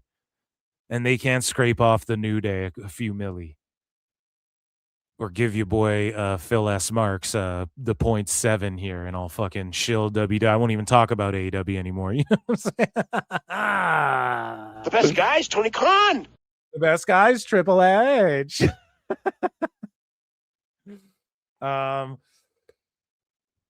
So Nick Khan has signed a new deal with TKO to remain WWE president through 2030. So shout him out. They got Dana White through 2030, I think, as well, and Trips through 2030 as well, at least. Mark Shapiro said TKO are firmly moving ahead with scheduled events in Saudi Arabia and the region for both WWE and UFC, even and despite a challenging environment. Saudi Arabia's PIF will not withdraw their financial commitment to TKO as they did with the Live Golf, and all 6 events with WWE's UFC Zuffa Boxing are taking place as planned. Yeah, I mean, unless bombs are going off and shit, in which case they'll just change it, but then they just owe the Saudis another show. So they're just staying optimistic and like, yeah, we're going to take care of this and we're going to go anyways. But if there's still war and shit going on and I work in WWE, I'm like, nope. Nope. Ain't no fucking way. And the UFC, dude, they're selling partner investment tickets. Like, do you see this? So this is what it'll be. Hey, we're bringing live events back, but if you're a Club WWE subscriber, then you get to meet fucking Jade Cargill after the show or whatever. It's going to be some dumbass shit like that, but UFC are selling partner investment tickets to the White House for $1.5 million. Da-na-na, da-na-na. The ticket comes with UFC Freedom 250 partner welcome reception, press conference reserved seating, ceremonial weigh-ins general admission access, UFC 329 floor tickets. So wait, is 329, hold on, UFC 329. When's 329? So I don't think that's the...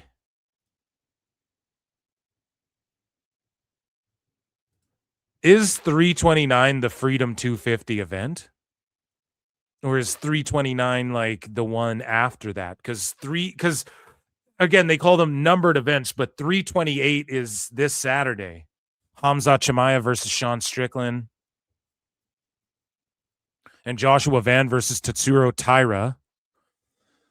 Who I think is Tatsuro Taira.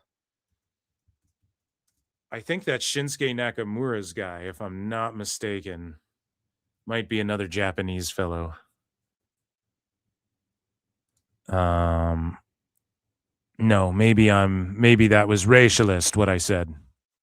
But no, it's not. It was one of these Japanese fellows at one of the lighter weights trains with Shinsuke, and he's cornered him a bunch. So the offer is being sent out to influential people. So they want like influencers and like people who buy in and people who can afford this shit because there's only like 4,000 seats or whatever. And I think the crowd might suck. It's going to be a bunch of old politicians. Hopefully the military guys get rowdy. Like they would do shows out in like Abu Dhabi and shit like that. And the UFC did them for the troops and they fucking ruled. Hopefully it's like there's military people, then the influencers, like the Nelk boys will be there and shit. That's all cringe. So yeah, you think fucking TKO's gouging with WWE $1.5 million tickets for the ceremonial weigh-in, which is like free admission, I think, for a bunch of them. If it's just like a regular fight. I'm pretty sure it's just free admission. So it's like, oh, you get a bunch of this stuff you'd get anyways if you just bought a normal fucking ticket at any other show.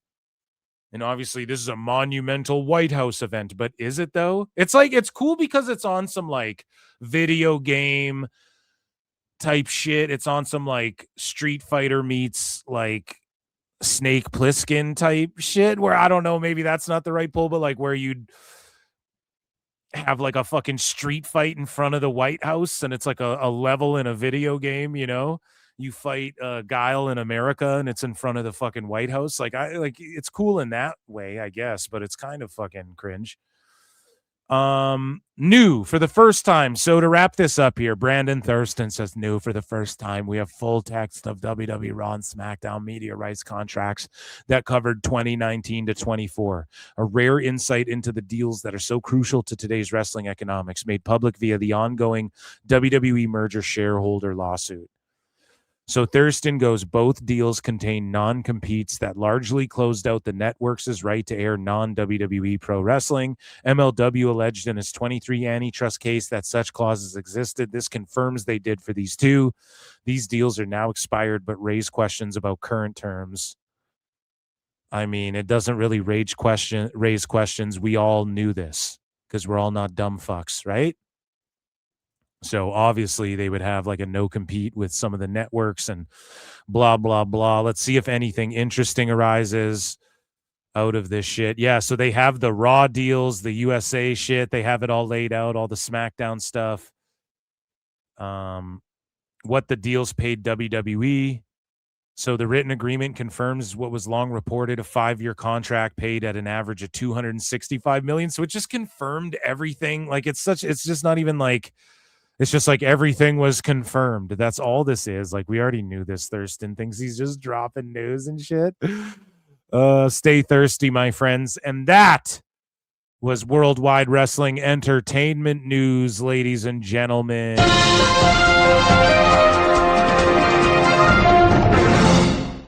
And that, guys, was PWT. Round of applause for me and the PWT universe. You're so gracious. You're so amazing. Guys, we will link up for Backlash. I didn't do a Backlash preview. Do we preview Backlash quickly? WWE Backlash card. Let's preview the shit quickly. Is it on Wikipedia? Let's just run through it quickly here. Dude, we're looking for 2026. Like, what are we fucking... So they're in Tampa, Florida with this one. Let's preview Backlash really quick because this Saturday, Sicko Saturday, we're going to be watching Backlash, guys. And then a few times in May, we have some shows to watch. The Grandes de Noches, the Grandes or whatever. We're watching the fuck out of that shit. So Roman Reigns versus Jacob Fatu for the world title. My early pick is, if Roman's not going to be there for June dates, Fatu actually wins it. And I think it's a little too early to do that. Danhausen and To Be Announced versus The Miz and Kit Wilson. Cena's going to be there. That means Punk's going to be there. And Punk's going to surprise team up with Danhausen. I'm almost positive of it. Io Sky versus Asuka, finally. Io Sky, you know, they're throwing the mist around. Kyrie might return. I totally see it happening. Trick Williams with Yachty versus Sami Zayn. This is going to be the full-blown Sami Zayn cheats, heel turn, low blows Trick, wins the title back or some shit. And yes, I could see them hot potatoing it around. Sami Zayn could go off into another direction and Trick can just be over as a babyface. Seth Rollins versus Braun Breaker with Paul Heyman in a singles match. Again, this is like a heavyweight title match without the heavyweight title on the line. I love it. I think Braun Breaker gets the big win, though. I think he gets the big win. Okay? And so that, ladies and gentlemen, was PWT live show. Round of applause for me and the PWT universe. And I'll see you guys for Sicko Saturday and Backlash. I got some pods dropping. I got some guests coming on, and I got what else? I got let's do like a run-in Sicko segment. I got to get rid of some of the Sicko action going on in these folders. Okay, so we might do like a run-in. Just stay locked in. Maybe it'll be like a morning show or something like I did the other day for PWT member show. I appreciate you all. Be good to each other. Drink lots of water. Hit like, tell a friend, hype the videos. If you guys see my video essays, hit the hype button. Okay, that helps so much. And until next time, I'll see you guys Sicko Saturday. Be good. Peace.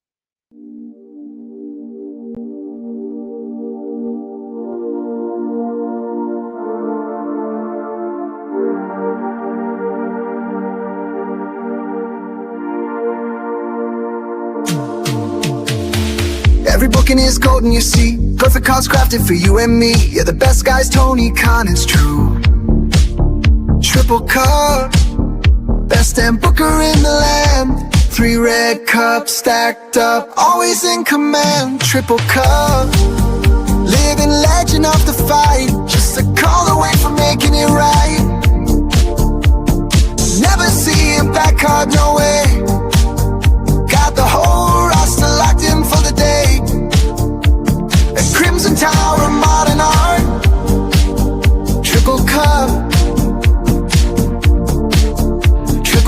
Every booking is golden, you see. Perfect cards crafted for you and me. Yeah, the best guy's Tony Khan, it's true.